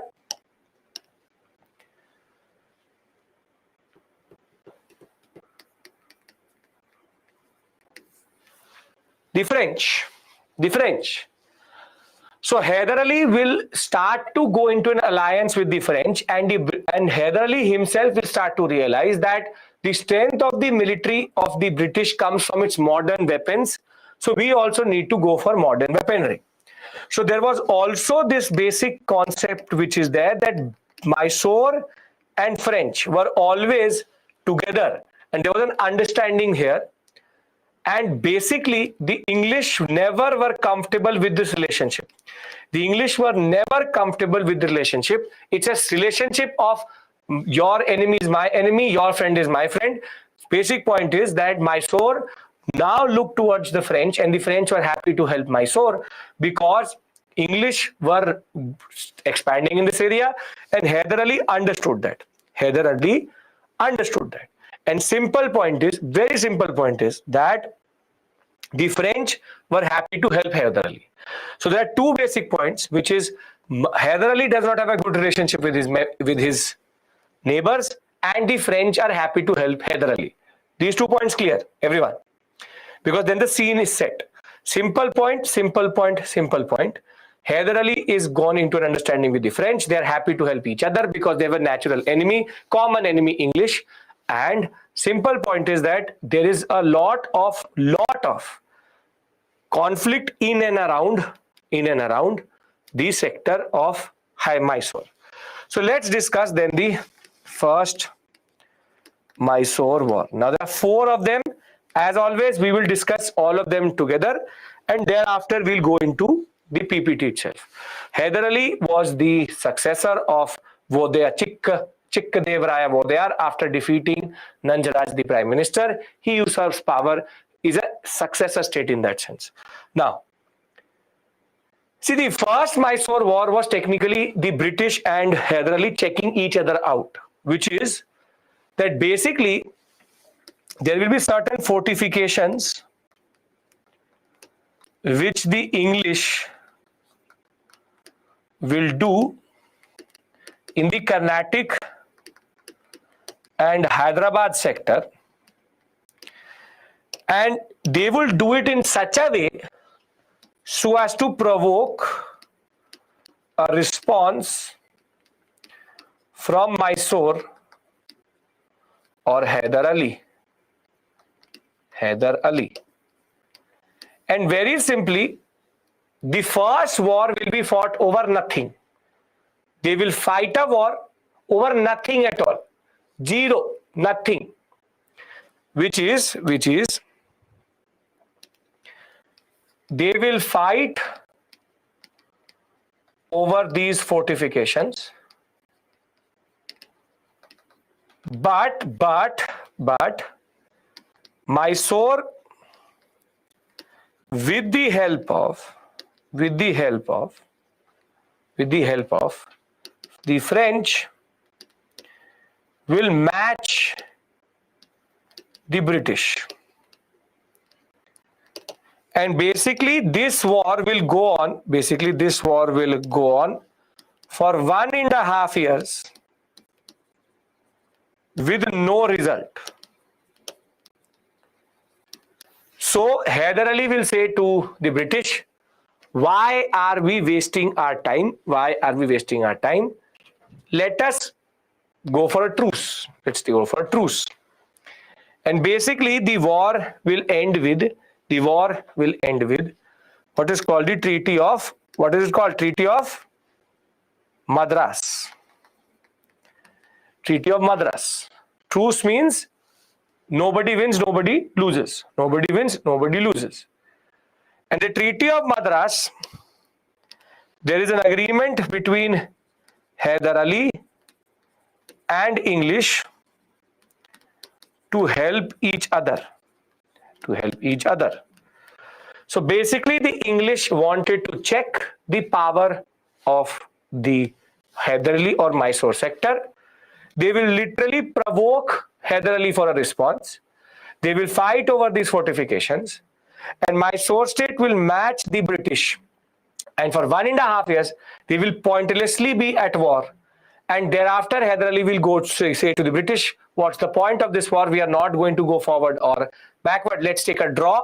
And that draw is via Treaty of Madras, in which Hyder Ali and the English will say, we will not fight, we will help each other. Basically, if somebody is going to attack Mysore, the English will help the Mysorean sector. First part of the story, very easy. Mysore is very easy that way. Just checking their sense. Is this clear? Basic point is nobody is winning this war. They fight pointlessly, and thereafter they take a draw, which is called a truce. Simple. Great. Now, the year is, one of you wanted the year 67, 69. Now, the second Anglo-Maratha War. Second Anglo-Mysore War rather. Now things will change. Now things will change. There will be two things which will happen. First, Marathas under Madhav Rao II will attack the Mysore sector, but English will not help. English will not help. Therefore, not honor the Treaty of Madras. Why did the English not respond? Why did the English not respond? All the attacks are for territory. All is for territory. It's so just a petty squabble. It's a petty squabble between these powers. Very good. Treaty of Salbai. Treaty of Salbai had already been signed between Nana Fadnavis and the British, and the British had now promised the same thing to two powers. That I will help you, I have your back. And here they go and say the same thing. Same promise to the Marathas, we will help you. Same promise to Hyder Ali, we will help you. And now it was about who was more powerful. So British realized the Marathas are much more powerful. So when it came to technically going for the war itself, Mysore was attacked by Marathas under Madhav Rao. Standard politics of this area. However, now Hyder Ali will feel very, very betrayed. Will feel betrayed. And this concept is called hypocrisy. British are unreliable power. Till today, they are unreliable power. But the basic point is they're the heights of unreliability. Hyder Ali said that, what is this? You said you have my back. This is that one friend who has a mutual friend, and he says to both the friends that I will help you against that friend. So English play both the sides. English played both the sides. They play Mysore also, and they play the what we call as the Marathas also. Though there has not been really, even after Vadgaon and Purandar, there is no understanding which is developing. Still, the Marathas were the preferred one. The preferred one. The formality of this relationship is going to come at Salbai, but they already have an understanding that the Mysorean sector is weaker than the Marathas. So simply, see, the time period is 80 to 84, and this comes in between Salbai itself. So don't go into the dates right now. Don't worry about the dates. Very simple point is, English are literally playing both sides. Can we agree to this? Can we agree to this? First Mysore War is before Maratha Wars itself. Yes. Okay. Now, rather first Maratha War, then first Mysore War.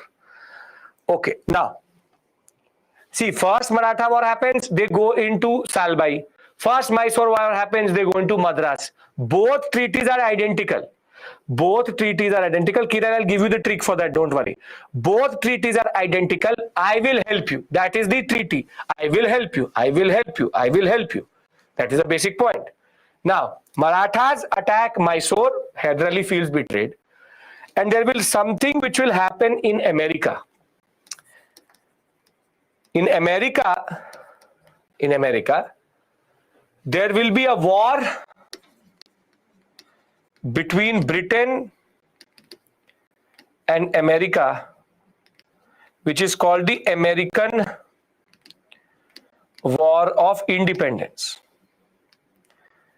And the American War of Independence we will discuss in world history, first theme itself. The French and Americans were on the same side versus the British. And that is why the Statue of Liberty, which you see, is a French gift to the Americans to celebrate their independence.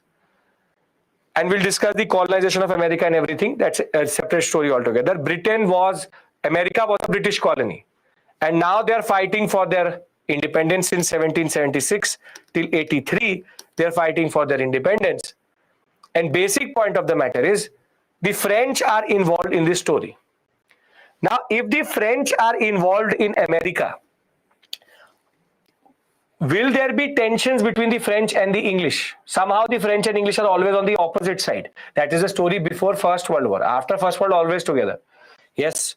So there will be a conflict and tension rising between British and French. And if I remember correctly, just refresh my memory, who takes help from the French? Who takes help from the French? Very good. And the French and Hyder Ali are in an alliance. Now you can understand how this hodgepodge is going to lead to the Second Anglo-Maratha War. Hyder Ali and French are together. French are fighting in America. French and Hyder Ali being together makes the English a little bit anxious. Hyder Ali is powerful, and the Hyder Ali anger is that he says to the French, give me the real guns.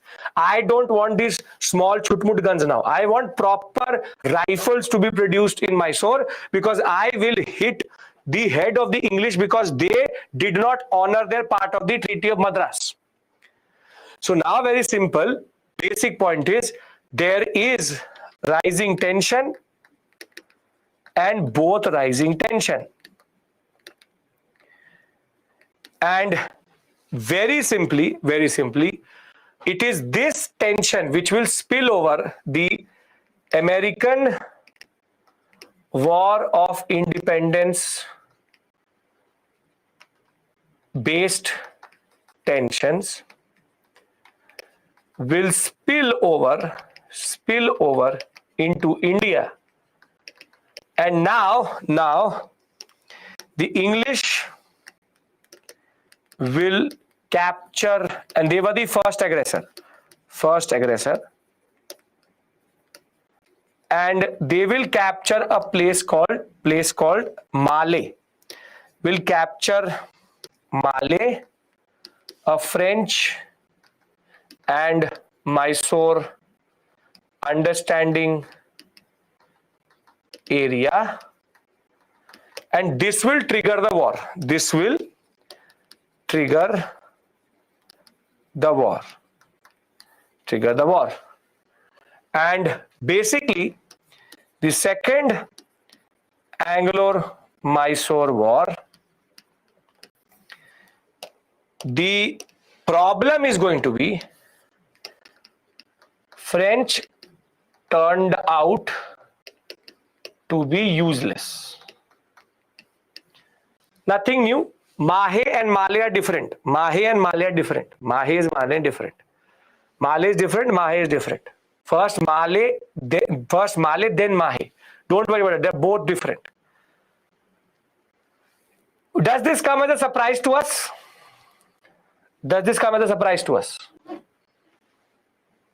Because no, it doesn't, because the French don't know what they're doing.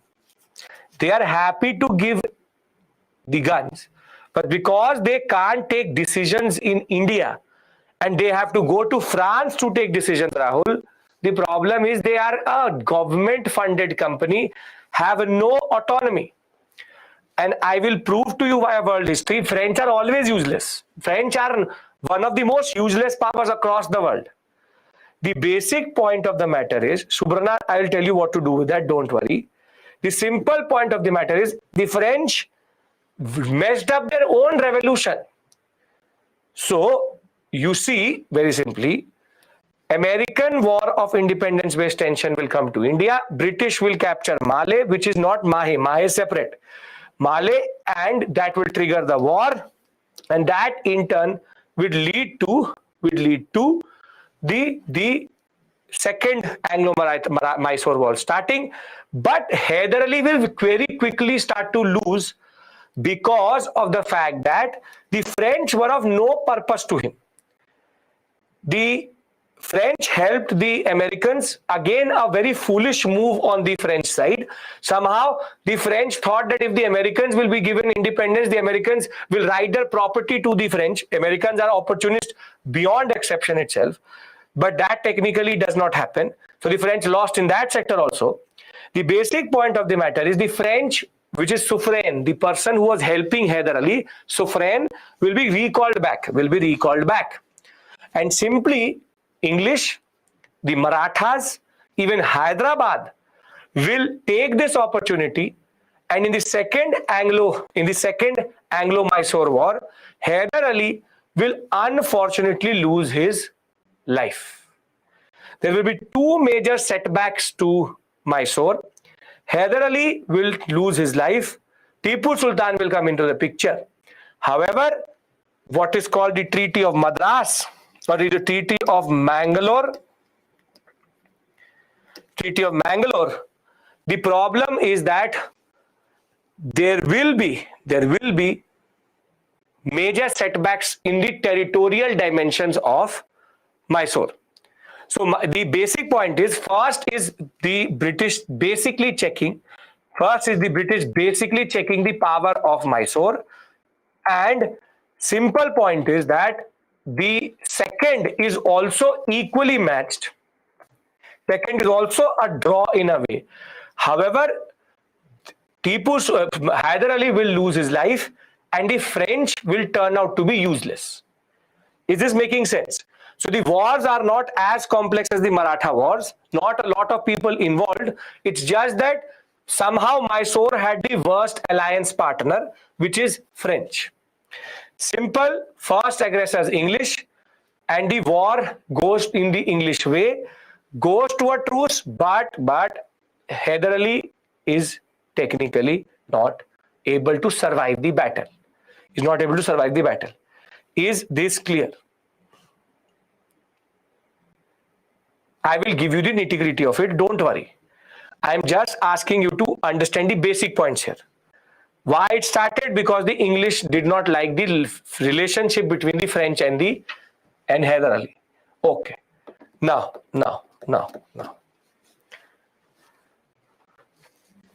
The Marathas were on the side of the British.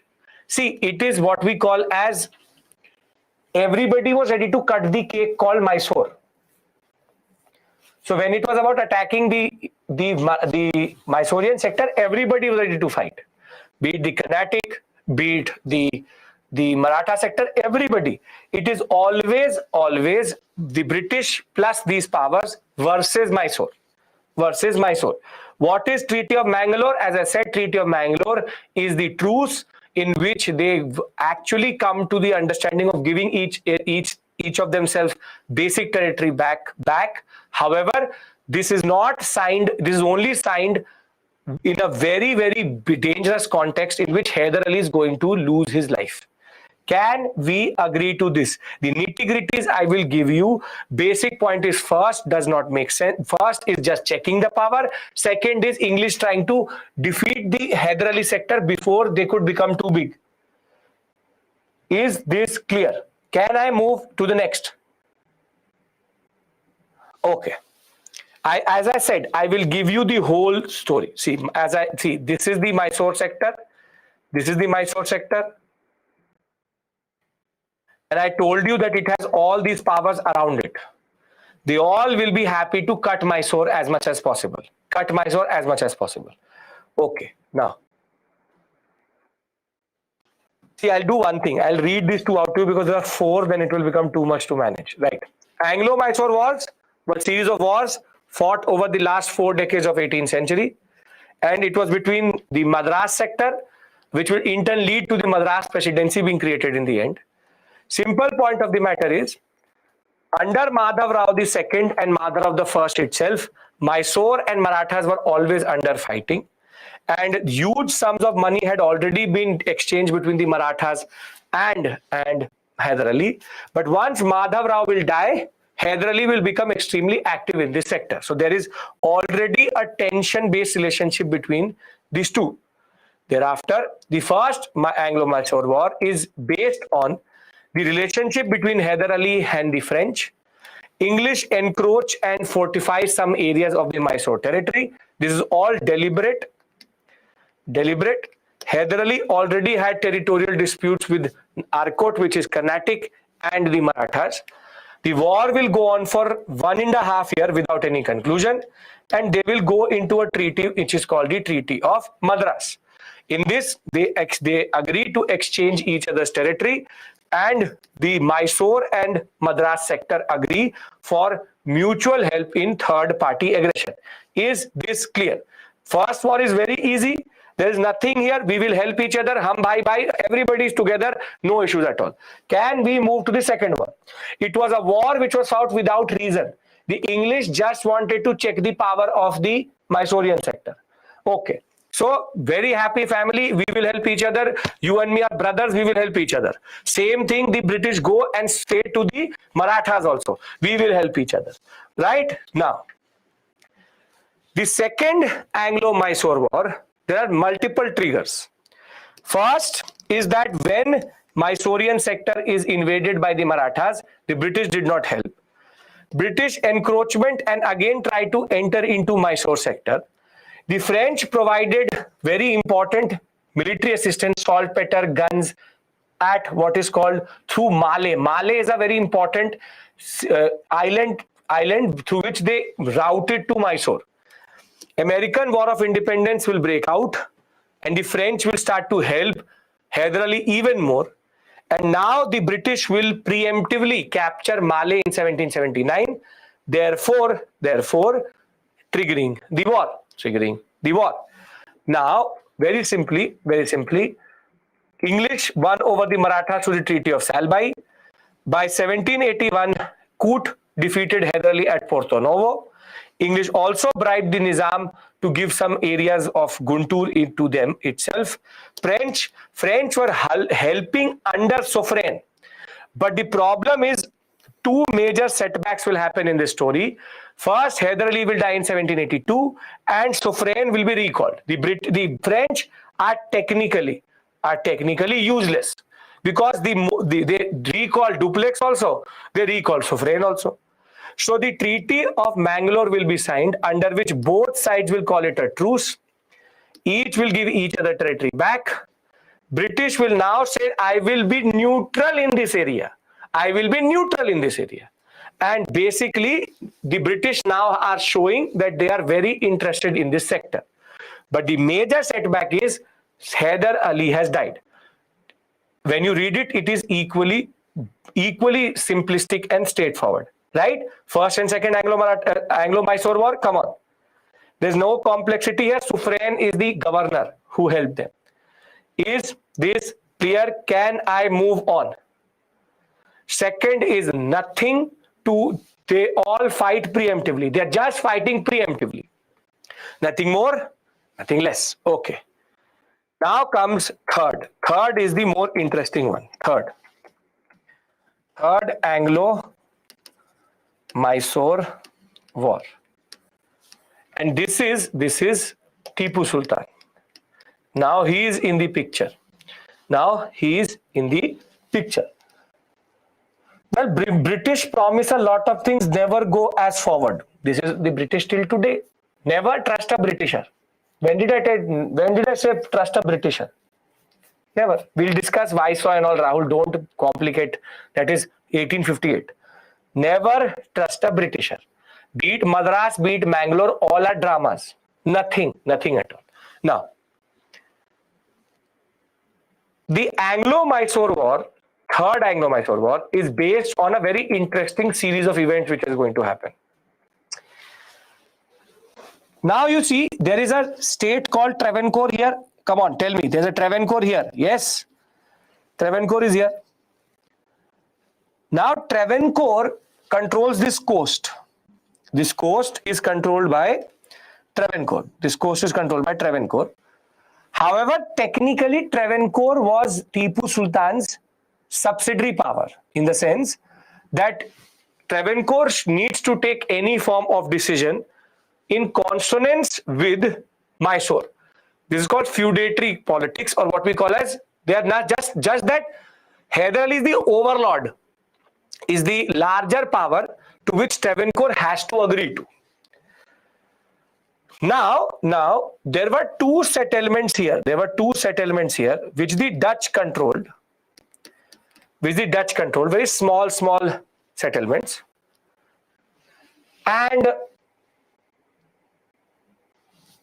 the Travancorean sector, or Travancore, the governor of Travancore, will buy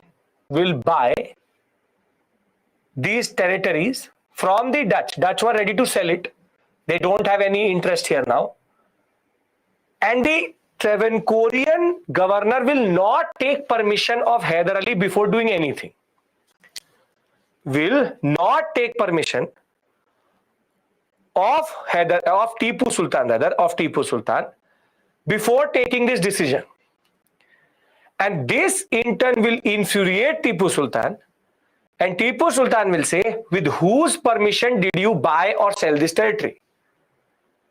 And Tipu Sultan will attack Travancore, saying, now enough is enough, I need to control you fully. But now the English were technically waiting for this opportunity.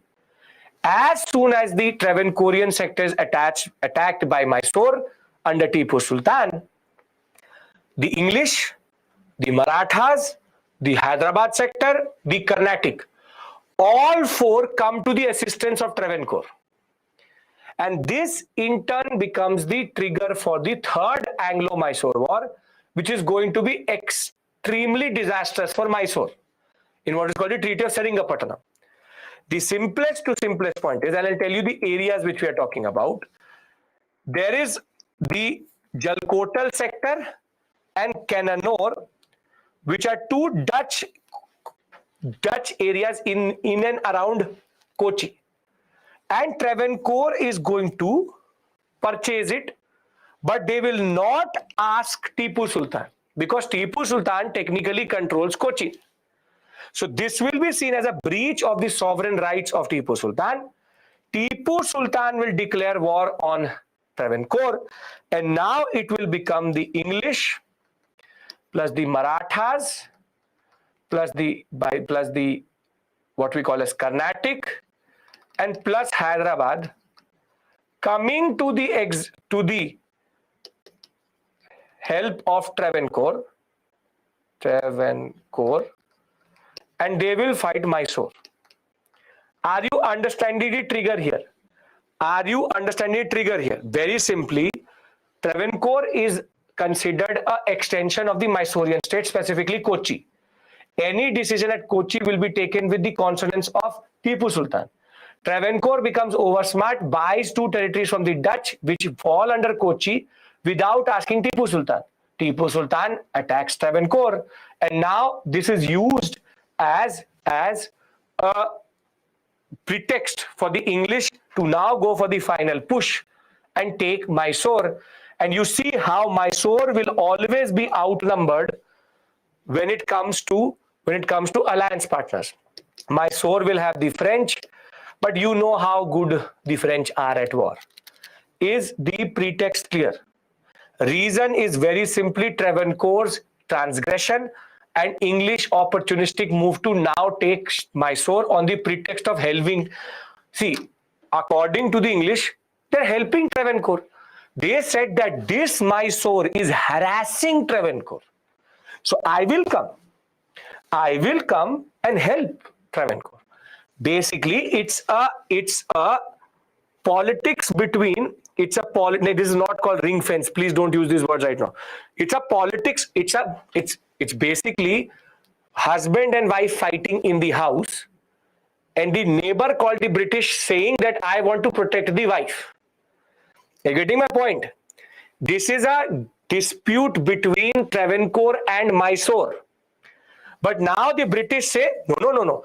I will protect Travancore. Travancore cannot protect itself. I will protect. Come on, Maratha. Come on, Mysore. Come on, Hyderabad. Come on, Carnatic. He calls the whole Mohalla itself, that we will fight this oppressor called Mysore. How can he do something to Travancore? This is literal literal harassment of Mysore. So English are protecting Travancore. They are the protectors of democracy. Do you understand the politics of the English in India now? They are very, very dangerous. This dispute is nothing but a dispute between Travancore and Mysore. But no, the righteous English will find a way to protect Travancore. And not even protect, they will say, bring everyone. You stop your work and come and protect Travancore. Are you getting my point? Is this analogy working for you? It is working? Great. Okay. Now, the third Anglo-Maratha-Mysore war, however, is disastrous.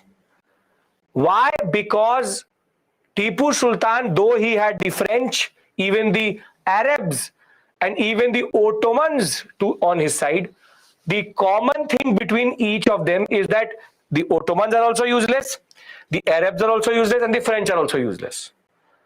The basic point is now Cornwallis will go for the final push to take Mysore, and the inevitability of the war is going to now lead to the Treaty of Seringapatam, and Tipu Sultan will actually lose this war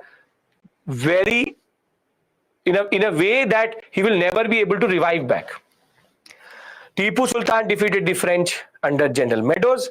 However, when Cornwallis will come, he will run through Ambur, Vellore, and to Bangalore, and thereafter he will get the support of the Marathas, the Nizam, and they will attack the Summer Palace, which is Seringapatam, and Tipu Sultan will offer very serious opposition.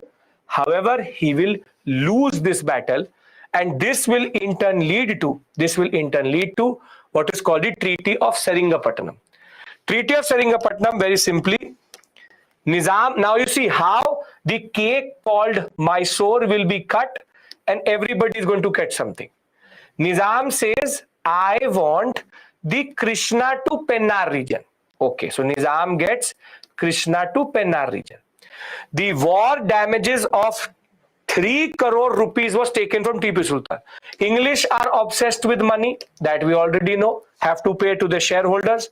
So they will take 3 crore rupees. Both the sons of Tipu Sultan will be taken hostage by the English. Nearly half of the territory will be taken by the Marathas.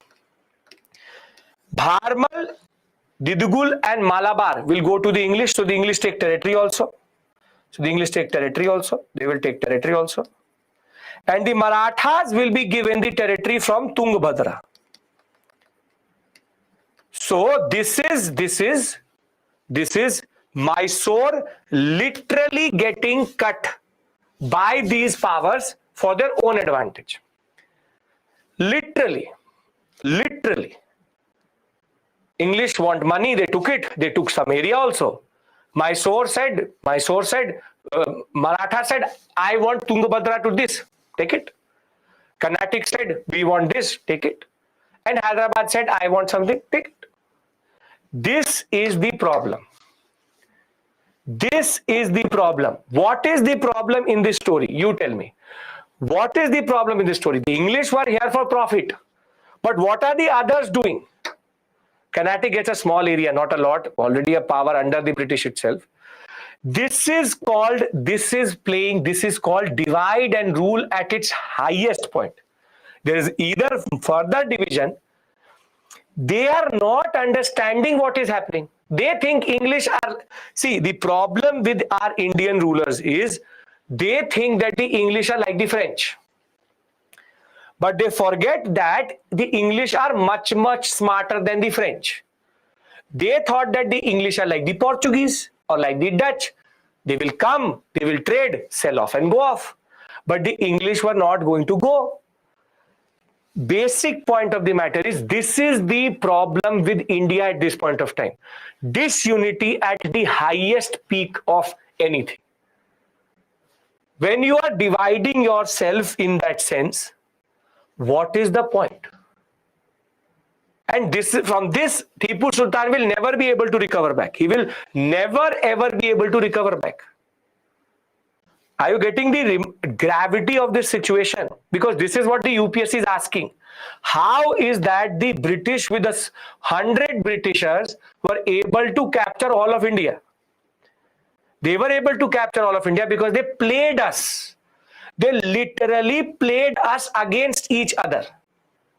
And this is why we believe it is the myopic vision of all these powers. And except for these two rulers, Hyder Ali and Tipu Sultan, who actually understood what was happening. They were literally trying to remove the English, but somehow the Nizam, the Marathas, and even the Carnatic sector did not realize that. If this does not give you perspective about us, you need to understand this. Your critical thinking of your own life, of your own country needs to be created in this way that you need to understand how we have always been played against each other. You are the future, you are the next IAS officer of this country. Don't let people play each other, because politicians do divide and rule. Politicians do divide and rule. You are a permanent executive. You need to learn how to understand when people are playing each other. Because we have this tendency in us, which is this myopic vision, very small, very half vision in that sense. Are you getting my point? This is much bigger than what we see today. Much, much, much bigger than what we see today. Right? Okay, very good. Now, unfortunately, the Treaty of Seringapatam is going to break the back of Tipu Sultan. So the third Anglo-Mysore War is nothing but Travancore versus Mysore, the trigger, and in turn it will lead to the concept of Travancore getting help from the English, Maratha, Nizam, and Carnatic, which in turn will lead to Tipu Sultan's defeat and the Treaty of Seringapatam. And once Treaty of Seringapatam will be signed, most of Mysore will be gone. Can we discuss now fourth Mysore War? Can we discuss fourth Mysore War? Right? Now, are you able to enjoy it a little bit? I've been showing you multiple movies. At least you're able to, unfortunately, enjoy these movies. Basic point is the discovery, this is the destruction of India itself. But yeah. Now, the next war is a preemptive war. See, Tipu Sultan knew that nobody is going to help him. Nobody is going to help him. And what happens is that in 1799, there rises a person in France, and his name is Napoleon Bonaparte. Napoleon Bonaparte. Napoleon will become the savior of the French. And when I will teach you world history, I will tell you that before Napoleon captured power, the French were literally writing constitution after constitution. 91, 93, 95, 99, constitution after constitution after constitution. They were enjoying writing constitution. Did not implement any of it, but just constitution after constitution after constitution. This is called the French Revolution. So they were literally writing constitution after constitution after constitution. Napoleon says we need to stop doing that. And he will then stabilize France. But Napoleon builds a good relationship with Tipu Sultan. And the basic concept of how Tipu Sultan was part of the Jacobean Club. The Jacobians were the revolutionaries of the French Revolution. He was part of the Revolutionary Club, or the most radical part of the French Revolution. And now the English can see that there's a rising coziness between Napoleon and Tipu Sultan. And what Napoleon was going to do very soon, that is that in 1802 and then in 1804, he will start what is called the Napoleonic Wars in Europe. In Europe, basically, he is the emperor or the ruler, if you want to call him, of France.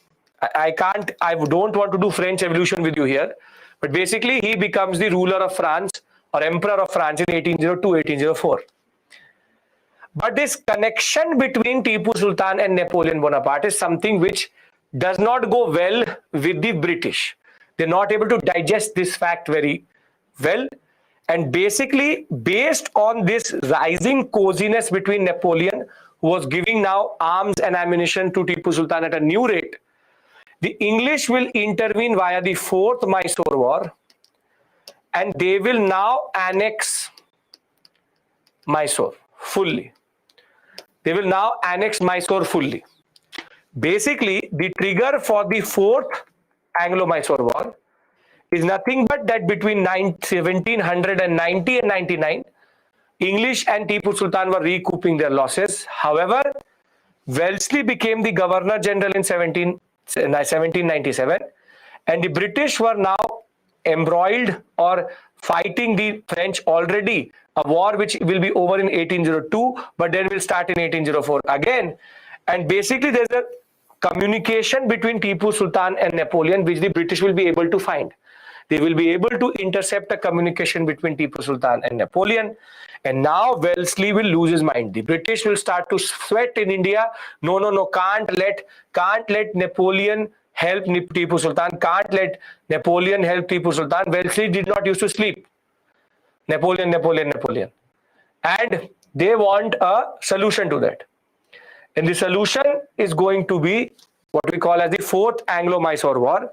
And in this, in 1799 itself, there will be a battle between the British and Tipu Sultan near Seringapatam. Unfortunately, Tipu Sultan was defeated first by Stuart, then by Harris. English will then take the help of his buddies, Marathas and the Nizam. And Tipu Sultan was killed even before the French could reach them. Even before the French could send one. And this is the basic problem. Tipu Sultan messaged the French that the British are coming. Give me some assistance. I am not the same as the Third Mysore War. They will be saying, we are sending. Even before the French send anything, Tipu Sultan is already defeated.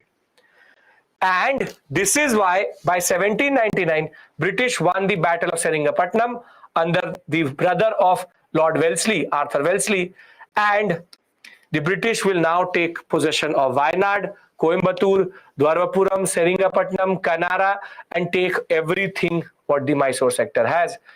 And in turn, they will destroy the Mysorean sector itself. It's not Silk, but Sikh war. And this is the story of Mysore. They were busy writing constitution. Can I give you a brief of everything what we've done today? Or rather what we've done in this story. Not done today, but in this story itself. Does this make sense? Does it make you feel a little bit weird after hearing these stories? That basically we gave the British India on a platter. The British were not that smart as the more foolish we were. That is the basic point. Now listen to me. Simple.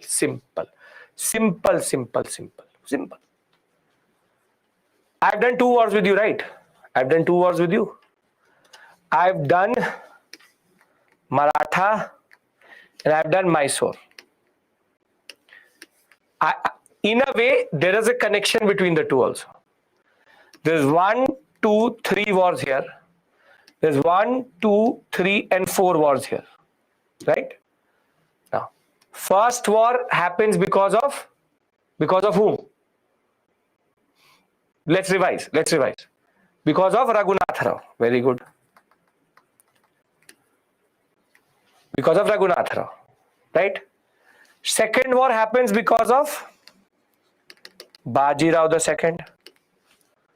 Here it was Raghunatha coming to power. Here was Baji Rao coming to power. And third war happens when the Marathas want to remove the British. Is this hard to remember or easy to remember? First, second and third. Basically the same family of Raghunatha Rao destroyed the Marathas. Easy. Now, first Mysore war. Why does it happen? English want to check Hyder Ali. That is, Hyder Ali, any of use, is checking their power. Second war happens because of the American War of Independence. Third war happens because of Travancore. And fourth war happens because of Napoleon. Is this hard to remember? So then what is the issue? Where is the confusion? You want the sequence, I will give you the sequence. You want the understanding or you want the trick, I will give you the trick. But basically, the triggers are very, very straightforward. Though nobody is going to ask you this, the basic point of the matter is because here also it is the French who are the reason. Basically it's the French. Here also is the French. Simple point is that there is a story which goes together. It is the anxiety with the French. It is all about internal politics. Internal politics. I'll give you a simple question and you see how you can use this information. Can I give you that question? I'll give you a very simple question and you will see how you can use this type of information. You see, question: the Carnatic Wars and the Mysore Wars demonstrate that the English and French rivalry will dictate the fate of Indian subcontinent. Do you agree? Are you able to understand this question? What is common to Carnatic and Mysore is the involvement of which power? Is the involvement of the French. It's written in the question itself. So Carnatic War and Mysore War demonstrate that the English and French rivalry will dictate the fate of the Indian subcontinent. It means you just have to show how the first and third Carnatic and the second and the fourth Mysore are basically a product of this rivalry. And I will tell you one thing very, very clearly, very, very clearly. Listen to me, golden words. When the examiner says, do you agree? Agree. Don't become a hero and start to write the opposite direction. Understand this very, very clearly. Whatever your personal opinion may be, the examiner wants you to agree with him. So some students will start to become heroes here and they will say, no. It was internal politics. Agree. When I'm giving my opinion as the examiner, why do you want to contradict me? This is the first important gyan of writing the answer. Never contradict the opinion of the examiner. Are you getting my point? This is for all subjects. This is for all subjects. The examiner says that the governor's position is useless and needs to be removed. You take a balanced approach. You don't start to totally agree and totally disagree. You come out of this concept.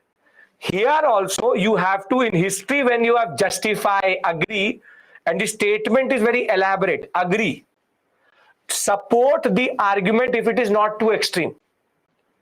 Are you getting my point? Dictate the fate means it will decide the destiny of India. This is a very important point you need to understand, because when I ask you to comment, I don't care about your opinion. Neither does the examiner. Neither does UPSC. They want you to agree with that person and either support it, but always be neutral. Don't start to go, yes, we should do this or we should do that. Just say both have merit and demerit. But in these type of questions, when there's a major flow, go with it. Go with it. You have why we have to agree, because we have to become an IAS officer. Once you become an IAS officer, you get your appointment letter. Start to disagree with everything does not matter. Make sense? Ajay, you can write. Never write in the beginning, yes, I agree. Conclude by this saying that, yes, we agree to this. Can we be yes men till we have to clear this examination? Or men and women? Yes, men and women. The examiner is God. We will worship him. We will get the marks. Then I don't care about the examiner. Great? Okay, very good. When the examiner says the sun comes out of the south of India, yes, it comes out of south of India. I will agree with that also. No issue. Okay. My task is to make you an IAS officer. Your task is to become an IAS officer. You don't have to become a constitutional lawyer and understand the articles of the Constitution. You don't have to become the judge of the High Court and interpret the Constitution. You don't have to become a historian and understand and rewrite the history. You don't have to become an economist and make the budget. You have to become an IAS officer. Simply get the marks, become an IAS officer, then do what you want to do. We have to be very, very clear. Now you get this breather. Can I go to seek? Can I go to seek? Are you getting my point? Are you basically getting my point? This is a very important point, because a lot of students start to develop contradictory notions. That should not be the case. Okay. Anuj, in the interview also, just disagree with the interview board. Literally destroy you. Literally destroy you. All your interview will be about damage control. Damage control. Literally damage control. The board is saying something and you have the guts to say, I disagree with the board. Then manage 6 people with their own opinions, and these are people who have 20, 30, 40 years of service with their own notions. And you are telling them, no, I, 21-year-old Abhishek Mishra, disagree with you because my notions are better. See, you need to learn to know where to say what. That is the beauty of the interview. Don't do this. That is literal suicide. Literal suicide. All your interview is going to be about this only. Never lie to the board, ever. Never ever lie to the board, and never ever basically disagree with the board. Okay, let's talk about critically analyze. Also give pro and con and just take neutral line and leave. That's it. Okay. When I'll do art and culture with you, I will tell you a story of how lying to the board backfires not in one chance but in 4 different chances. Okay. Now, Anglo-Sikh Wars. Everybody is rejuvenated. I've used this time to give you a small informal break. Can we discuss Anglo-Sikh?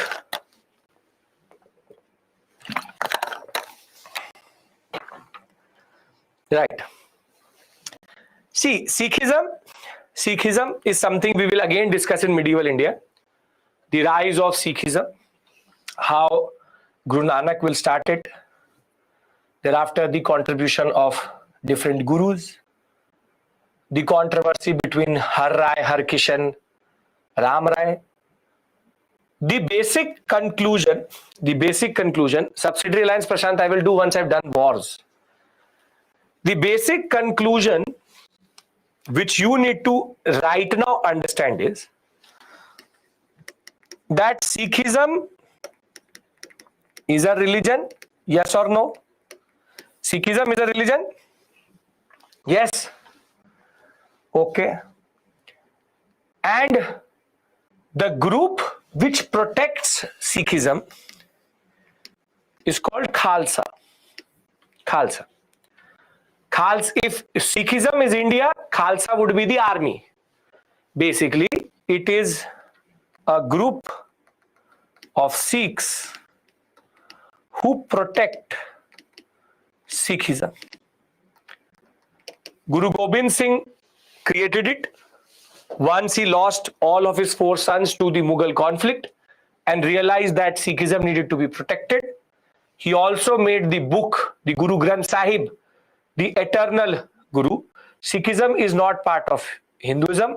Constitutionally it is, but it is a separate religion altogether. Hinduism and Sikhism are 2 different religions. Now, constitutionally though considered the same. A group of Sikhs who protect Sikhism is the Khalsa.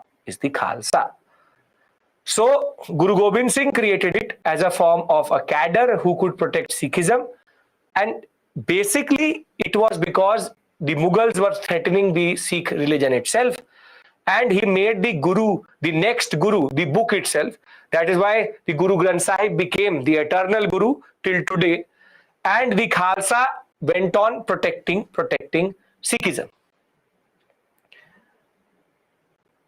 But now, as I said, constitutionally, legally, there are different implications. Historically, Sikhism has been a separate religion. Right? Okay, very good. Now, yes, Nitesh, yes. Okay, now over a period of time, the Punjab sector, everybody is following this concept. Sikhism religion, Khalsa which protects Sikhism. No issues here. As I said, I will discuss the whole process, how they got involved in Mughal politics, Aurangzeb's role. We will discuss that in medieval India. Now, over a period of time, Sikhs got divided into what are called different or 12 missals. 12 missals. Missals mean these are what are called military brotherhoods or groups, and these are called missals. Missals is a Punjabi word for a military brotherhood. Basically, you understand it like the confederacy of the Marathas. You have different families controlling certain territories. This is here, it is the missal which controls different territories. There are 12 missals, but the problem of these missals is that they are fighting with each other. They fight with each other over territory. Standard process. These 12 of them, if you want to know their name, I'll give it to you also. These are the 12 important missals of the Sikhs. It was a rebel state, culturally and economically very, very important. Created the Dal Khalsa to protect it. And over a period of time, they consolidated into missals. These are military brotherhoods with democratic setup. Basically, these 12 missals together constitute the Sikh community. Again, not significant in our story, but this is where the story starts. The whole of the Punjab sector is now divided into these 12 missals. But the problem is there is internal conflict. Is this making sense? The concept of internal conflict and the concept of missals. Come on, everyone. Come on. I know there are 2 terms which I need to explain more, but that is for medieval India. Sikhism as a religion rises. and second, it becomes the Khalsa protects Sikhism, and Sikhism in turn reorganizes itself into missiles. Is everybody with me? Come on. Come on, come on, come on, come on.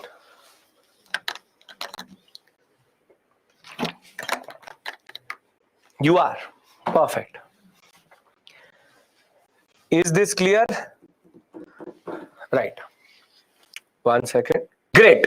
Great, great, great, great, great. So everybody is with me. There is no issue.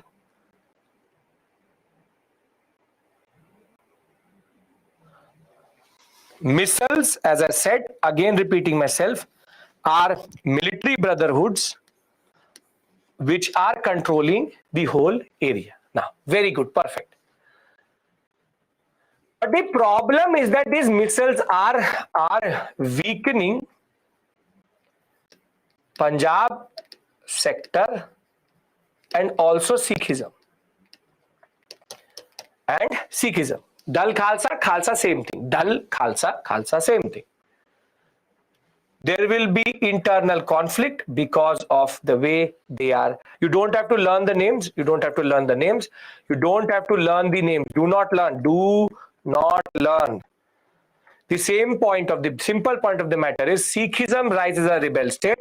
Khalsa protects it. Missiles are the evolved form of Khalsa. Basically, Khalsas evolved into missiles. Now, the problem is that the missiles are becoming problematic and destabilizing Sikhism. And against all of this rises a very important personality, Ranjit Singh. Maharaja Ranjit Singh was the one who understood that basically these are the last 2 wars we need to do, last 2 wars. He understood that basically these missiles are destabilizing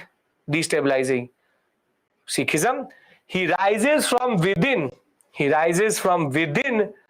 the ranks of the missiles, and now he starts to consolidate the Punjab sector and missiles. Basically, he creates the what is called the Punjab state, or what we call as the Sikh kingdom. He's a very, very, very interesting diplomat, and he needed to find a way to consolidate Punjab in such a way that it was not going to go into conflict with the British also. At this point of time, the Sikhs control Punjab, what we call as parts of Pakistan, even parts of Afghanistan, and they also control parts of Kashmir and Jammu. Basically, the whole Jammu and Kashmir sector is with the Sikhs. Now, Ranjit Singh was smart. He knew that if he starts to expand in a certain way, he will go into conflict with the British. So in a very interesting moment, as I said, Sikhism rises, Sikhism has Khalsa to protect it, missiles are formed, missiles brotherhoods, democratic brotherhoods, which are fighting with each other, destabilizing the Punjab sector. Ranjit Singh rises, consolidates. But now he does a very important moment. Come on, Sachin, clear? Basic point is that he signs what is called the Treaty of Perpetual Friendship, or what we call as the Treaty of Amritsar.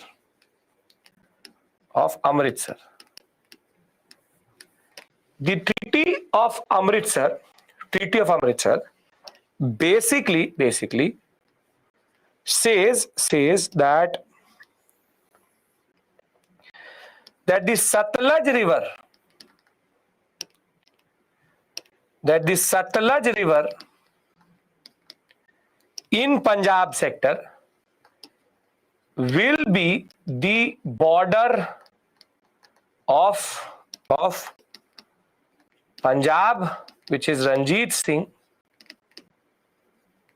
and the British. Missiles are an evolved form of the Khalsa. The basic point of the matter is he makes the Satluj the de facto border between the British and the Sikh state. Nobody crosses on either side, and we will be happy with the basic concept. It will be the basic concept. So Ranjit Singh, when we talk about him, Ranjit Singh is an interesting personality because he will start to consolidate the missiles. He will carve out an empire called the Punjab Kingdom, by the policy of blood and iron. Whoever is going to agree, okay. If you will not agree, I will put you down and make sure that Punjab is protected. In 1799, he will also be appointed as the governor of Lahore by Zanam Singh, who is Zanam Shah, who is the ruler of Afghanistan. Basically, he will be taking that part of the Pakistan and Afghanistan sector by getting concessions from the ruler of Afghanistan. He will conquer Jammu and Amritsar by 1805. Amritsar was already there, Amritsar's whole sector, but Jammu sector. And he will sign the Treaty of Perpetual Friendship in 1809. He will build a very important army which is going to be on European lines. And he had the second best army in Asia after the Marathas at this point of time. And he will also employ what is called new cannons in his army at Lahore, and even get Muslim gunners to man it. Basically, the best artillerymen of the Mughals along with the best equipment available. So Ranjit Singh consolidates the power, and basically he is extremely important in this story because he creates a wall between the British and Punjab. Is this point clear? He won over all the missiles. He is the consolidator. He is the consolidator of the treaty of the Punjab state.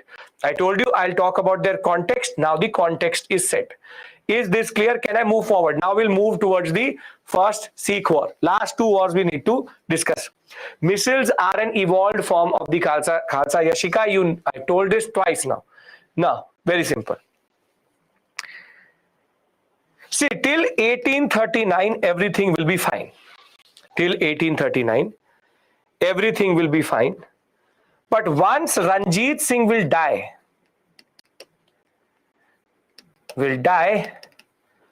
now the Sikh generals and military heads will become extremely active and start to do internal politics. Somehow the story of India is always about internal politics. And the simple point is that Ranjit Singh will die. And unfortunately, his next three rulers, his sons, will also be killed. And they will be assassinated by these generals. You see, don't have to learn their names. But the first is Ranjit Singh is going to die. Then will come Khadak Singh. Khadak Singh will die. Khadak Singh. He will be killed. Then you will have Naunihal Singh. He will be killed. Thereafter, you will have Sher Singh. He will also be killed. And thereafter, the last is the one Dilip Singh, a child who will come to power under the regency or the mentorship of a person called Rani Jindal, and his very important prime minister, which is Hira Singh. Refresh Pranay. Simple point is, beat Khadak Singh, beat Naunihal Singh, beat Sher Singh. all of them will be killed because of internal politics. You see, same thing written here. The kingdom will see a proper rapid decline in government. Khadak Singh will be killed, Nauniyal Singh will be killed, Sher Singh will be killed, and all killed and assassinated by their own military generals. Military generals. Basically, these military generals are killing to come to power. To come to power. That is the basic point here. So Ranjit Singh, followed by Khadak Singh killed, Nauniyal Singh killed, and Sher Singh killed. And therefore, the last person is Dilip Singh, who is in the picture. Can we agree to this? Killed by their own military generals. This is all power politics, standard power politics. Everybody wants to come to power. So they are ready to kill each other. Can we agree to this? Ranjit Singh, till Ranjit Singh, everything is fine. After Ranjit Singh, everything starts to go south. One after the other, his sons are killed because nobody wants to give up power. Right, clear? Now, Dilip Singh is a minor. So he is ruling via Rani Jindan, and he has a prime minister, Wazir, who is Hira Singh. Can I take the story forward? Don't have to remember any of this. Do not learn. Do not learn. Perfect? Great. Now, all are sons of Dilip, all are sons of Ranjit Singh, but he's the youngest. Killed by whom? Killed by their own generals. Remove this innocence. Power is a bad thing. People will kill for it. Okay. Now, can I move to the first Anglo-Sikh war? Only 2 wars are there. Now, what is the dividing line between Punjab and the state? What is the dividing line? Is this Satluj River? Satluj River. Now, by 1830s, the British has already consolidated its area. The British had a lot of anxiety about the Afghans for sure. But the basic point is the British want a solution to the Punjab state. So now what they do is that they find one person called Lal Singh. Lal Singh. He's a military general. And he wants to become the next king. He wants to become the next king. Or next Wazir in that sense. So the British say to Lal Singh, you just provoke the generals to cross the Satluj River. Now again, what is the role of Lal Singh in this story? If we compare it with the Marathas, what is the role of Lal Singh? Very good. He is the equivalent to Raghunath Rao here. Lal Singh will be told by the British, you cross over the Satluj River and we will see it as a breach of the Treaty of Perpetual Friendship and Amritsar. And what we will do is that we will then enter into Punjab and we will take over the kingdom and we'll make you Wazir. The exact same thing happens. Lal Singh in his lust for power will provoke, and because he had a very important contingent, he will cross over the Satluj. He will just go and join the British, and the British will say that the Punjab, the Sikh state, has now under Dilip Singh breached the Treaty of Perpetual Friendship, and we will, Lal Singh is just one general, he's a man who wants power. And they will now fight what is called the First Anglo-Sikh War. Anglo-Sikh War. The Sikhs in no way were in a position to actually fight properly. Lal Singh was already not fighting. And what is going to happen is they will sign what is called the Treaty of Lahore, in which the British will take everything more or less everything.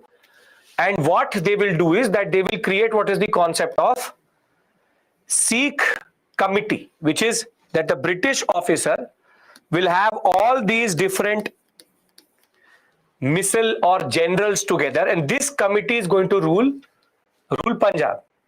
However, as soon as the British sell off Kashmir, the Sikhs will lose it and they will again rebel after the Treaty of Lahore. The British will again defeat them and they will sign the second treaty, which is called the Treaty of Bhairowal. I'll read it out to you. You see, Sikhs are there, consolidation under Ranjit Singh. 3 of his sons are killed. Dilip Singh finally comes to power with Rani Jindan as the regent, Hira Singh as the wazir. However, selfish and corrupt leaders are waiting for something to happen, and now this will lead to the indiscipline in the army and the first Anglo-Sikh War. The Sikh saw the British move as an act of aggression, but Lal Singh will trigger the war. The English military campaign and annexation of Gwalior, Sindh and Afghanistan had already raised a lot of suspicions. Sudden increase in the troops near Satluj, and the Sikh army crossed the river Satluj on 11 December 1845 and the English declare war. This is the role of Lal Singh, which is that he made them cross the Satluj. Now you tell me one thing. This story, is it a similar pattern to what we've done till this point? Sikh leader is Dilip Singh, Rani Jindan and Hira Singh. It's the same standard story everywhere. Now what is going to happen is, the war is going to happen. There will be 5 battles at Mudki, Firozshah, Bundelwal, Aizawl, do not learn. And basically, Lal Singh, who commanded close to 50,000 men, along with his friend Teja Singh, will not fight only. So it is the treachery of Lal Singh and Teja Singh which in turn led to what is called the Treaty of Lahore, because the Sikhs were not in a position to fight only. This treachery is similar to Mir Jafar. So what Sikhism is a revision of everything what happened. Lal Singh did a Raghunath Rao move, and Lal Singh and Teja Singh did what is called the Battle of Plassey move, which is not help the king itself. So Lal Singh, Teja Singh, exactly same story, go into war, retreat back, and now Dilip Singh is fighting. So there's a story where that history repeats itself. Unfortunately, it is. And very simply, they will then sign what is called the Treaty of Lahore. And the Treaty of Lahore, everything more or less will be sold. More or less. War indemnity of 1 crore. Jalandhar Duab given to the company. Now the British resident is going to sit in Lahore. Dilip Singh was now recognized as the ruler. However, Lal Singh was now Wazir. All for just this small position called the Wazir's position. Lal Singh was made into Wazir. This is what he wanted. The Sikhs will not be able to pay off this 1 crore. So Kashmir will be sold to Gulab Singh for 1 crore rupees. And this will infuriate, Wazir is Prime Minister. This will infuriate the Sikhs. And over the issue of the selling of Kashmir to Gulab Singh for that 1 crore war indemnity, they will again rebel and they will sign what is called the Treaty of Bhairowal. Rani Jindan will be removed. It will be believed that she is the one who rebelled. And the 8 Sikh chiefs will now sit around one British resident. And this is what is going to be now the status quo. The status quo. Now, simple to simple point. The second, did this make sense? Please, last 15 minutes. Last story, second Anglo-Sikh War. Simple point is, Lal Singh does treachery, crosses over the Satluj, triggers the war, Treaty of Lahore, money asked, money not paid, Kashmir sold, Treaty of Bhairwal, full take control. Make sense?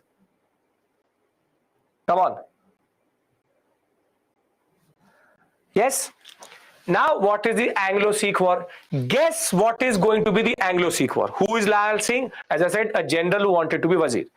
Guess what is going to happen in the Anglo-Sikh War? Guess. You know the answer to this question. Think of it as the third Anglo-Mysore War. Anglo-Maratha War. Everybody is going to realize that the British are exploiting us. They will rebuild and they will again fight. Standard story. Third Maratha War was what? Everybody realizes the British is bad. Everybody realizes the British is bad. But the problem was, by this point of time, Sikhs were very, very weak. This will start with a person called Mulraj. Mulraj was the governor of Multan. He will be removed. British will infuriate him. He will go to everybody and say, this British, this new age men, they will tell us that how should we rule our territory. Let us fight together under the banner of the Sikhs. Lal Singh did not remember that. Teja Singh did not remember that. And basically, the Anglo-Sikh War, they will fight with the British. Too late to realize again, British will defeat everybody in different sectors and humiliate the Sikh sector and take annex Punjab. Somehow the story always remains the same. Always remains the same. I'll read it out to you. Anglo-Sikh War. The Treaty of Bhairwal and Lahore had humiliated the Sikhs. Rani Jindal was sent to Banaras as pensioner. Dalhousie had now become the Governor General of India, and he wanted a solution. Mulraj was the Governor of Multan. He will be replaced by the British. He refused to give up charge, will kill 2 Englishmen. He will revolt with the other Sikhs. He will then start a mass uprising at Multan. Dalhousie will get the reason to annex Punjab completely. And this in turn, 3 battles fought, Sikhs will be fully defeated, and the war will in turn lead to the surrender of the Sikh army. Dalhousie will get a lot of appreciation from the British Parliament. The board will dissolve, everything will be dissolved. Punjab will be fully annexed, controlled by 3 men, the Lawrence brothers, John and Henry Lawrence. And the annexation of Punjab will be very good because the border of the British will become stable on the northwestern sector. Now, very simply, any invasion from that side, from the Afghans, is not possible now. And simple point is that the British had now consolidated their position. And this is the story of how the British expanded in India. I'll discuss subsidiary lines tomorrow. You need to understand something. What have I done with you? Firstly, you tell me, did all of this make sense? This was the only long descriptive part of the syllabus. Long, very descriptive part. One after the other, war after the war. First, you say, basically tell me, do you have a bird's eye view of what happened in each part of India? Be it Bengal, be it Mysore, be it Maratha, be it the Sikh, or be it Carnatic. You have a bird's eye view? Second war did not even had a reason. It was just Mulraj rising, everybody rose, British killed. Okay, now let's try to revise everything. Revise all of these which we've done. So we have Carnatic, we have Bengal, we have Maratha, we have Mysore, and we have Sikh. Now we are going to brainstorm and we are going to understand each of them again. Can we do that? Lal Singh crossed over, he wanted to be Wazir. That is the basic point here, right? He wanted to be Wazir. That's the simplest point here. Now, Jamil, they did not have the capacity. Gulab Singh was a local governor who had the capacity to pay 1 crore. To take 1 crore. Carnatic, how did the Carnatic War happen? How did the Carnatic War happen? How did the Carnatic War happen? There is 1, 2, 3. There is 1, 2, 1, 2, 3. 1, 2, 3, 4. 1 and 2. Right? So, first Carnatic War, reason Austrian War of Succession. One Austrian War of Succession happens, the English and the French fight in Europe, that spills over into India, and they fight in the Carnatic sector. Second is called the War of Succession in India. Succession in India, which is nothing but the concept of Nasir Jang, Muzaffar Jang, Chand Sahib and Anwaruddin. Third is the 7 Years War. I'll write their names so that everything is clear here. It is Nasir Jang, English, Anwaruddin. Please pay attention if you have not attended any of these sessions. I'm again repeating it. Versus Chand Sahib, the French, and Muzaffar Jang. The conclusion of this is spilling over of European politics into India. Any issue in Carnatic? Any issue in Carnatic? No? Basic point? Very good. Perfect. So the conclusion here is European politics in Indian subcontinent. Very good. Now Bengal, we have 2 wars. One is Plassey, the other one is Buxar. Plassey is a combination of black hole plus conspiracy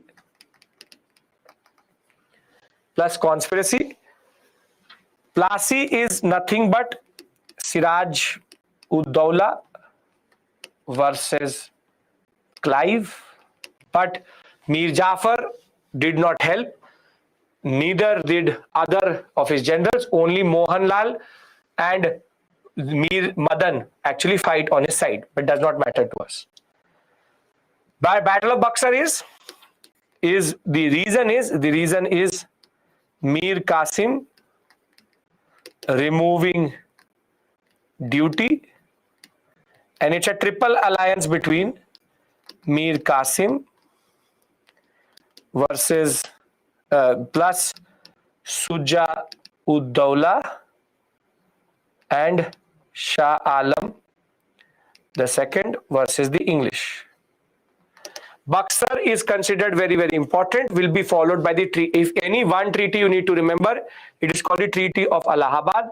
Treaty of Allahabad will give the Diwani rights to the British, and we will actually take the Bengal story forward tomorrow when we'll talk about land revenue policy. Bengal, any issue? Come on, everyone. No? Very good. Great. So you see, these are not difficult. These are just, you have to have a larger perspective in the whole story. Okay. Now, first Maratha is because of Raghunath Rao.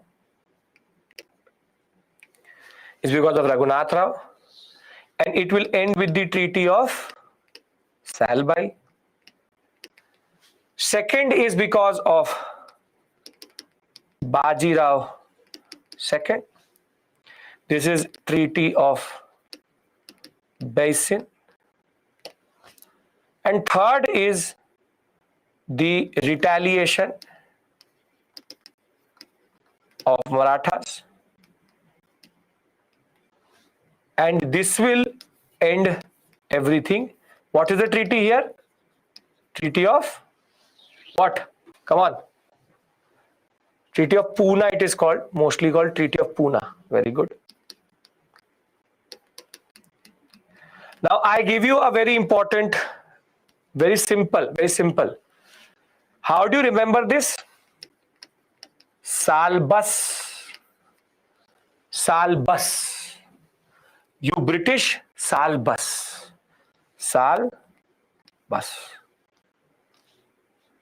Can you remember it?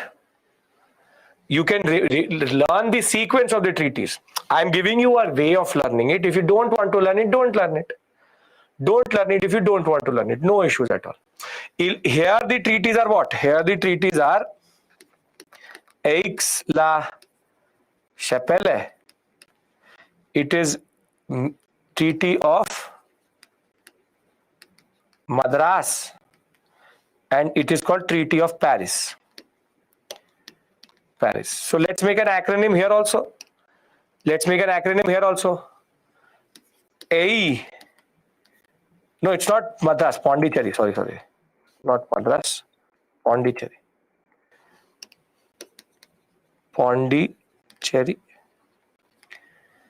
A. Popa. Carnatic. Can you remember A. Popa? Which is A. Pondicherry Pa. And in the Marathas, it is Baskar Sal. Or no, rather, the other way around. Sal Bas.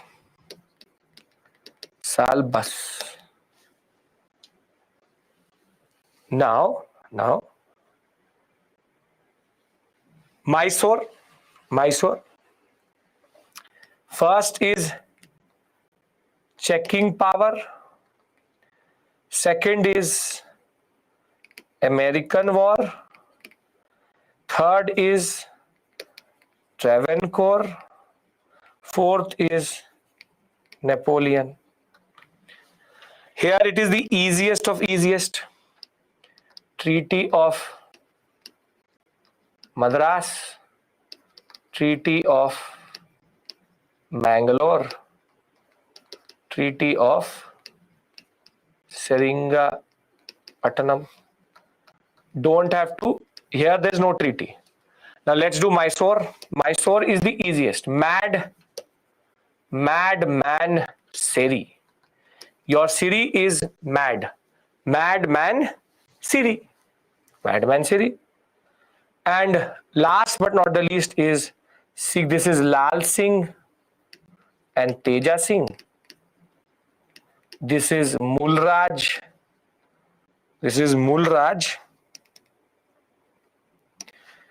Mulraj or retaliation. And basically here you have Lahore Bhairoval. And there is no treaty in the end itself. So Punjab becomes Labha. Now, can you remember the treaties and understand the reasons? Does this work? Does this simplify the issue? So when I will meet you tomorrow, I'll tell you the way to learn them chronologically also. I will show it to you. I will do a question with you. But now when we talk about this story, does it make sense? Amritsar is Ranjit Singh. So he's not involved in the wars. Is this clear? Everybody's with me, because I want to just talk to about one small thing and then we break for today. Okay, now we're doing it, Sharfuddin, according to the importance for the examination. Okay, now very simple point. I did decline of Mughals. Then I did advent of Europeans. Then I did with you the regional kingdoms.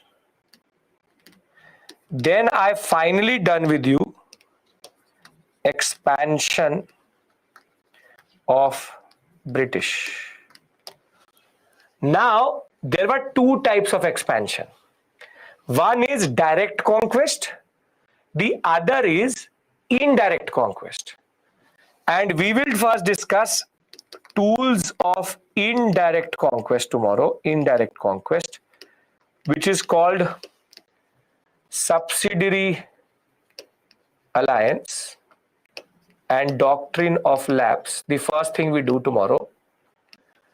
Once we're done with that, we will now shift to another set of issues, which is called consolidation of Raj. In this, we will discuss tomorrow judiciary, the police, and the ICS, Indian Civil Services. Police, I will give you my own article. I will get it uploaded into it. You will get a snapshot of that.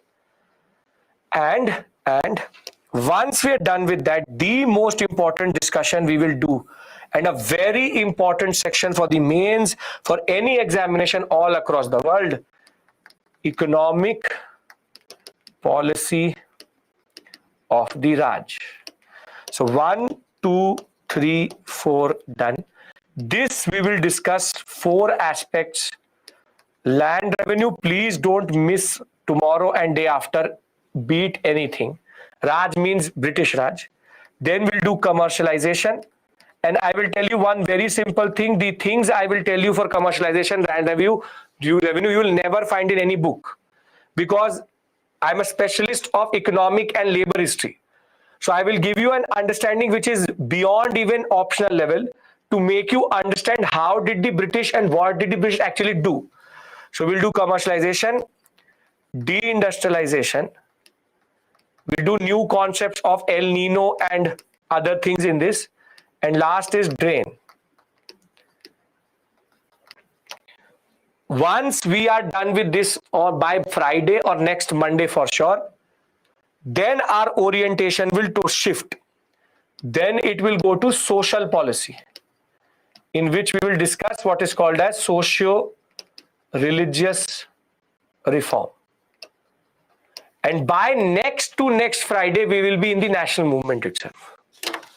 Are you getting the basic point? If you want to go to the webinar, sure, today Tuesday, yeah, you can go to the webinar. But I'm trying to tell you what I'm trying to do here. So if you understand, this is part of just creating the tower, which is going to take us to 1857. So if this is the case, thank you so much for your patience. I hope at least I've done justice to this area called the expansion of the British Raj in India. You are able to understand the basic points. Tomorrow we do the trick and do a question. Thank you. Please take care. I will see you tomorrow again at 5. Don't stress over this area. Just if you can remember these basic points, your work is done. If you can remember these basic points, your work is done. Mulraj, the person of who controls the Sultan, what we call as the Multan sector. Every topic I'm repeating at least 4 to 5 times in the class itself so that you don't have to revise even after class. Right? Thank you. Take care. Have a very, very, very good night. And I will see you tomorrow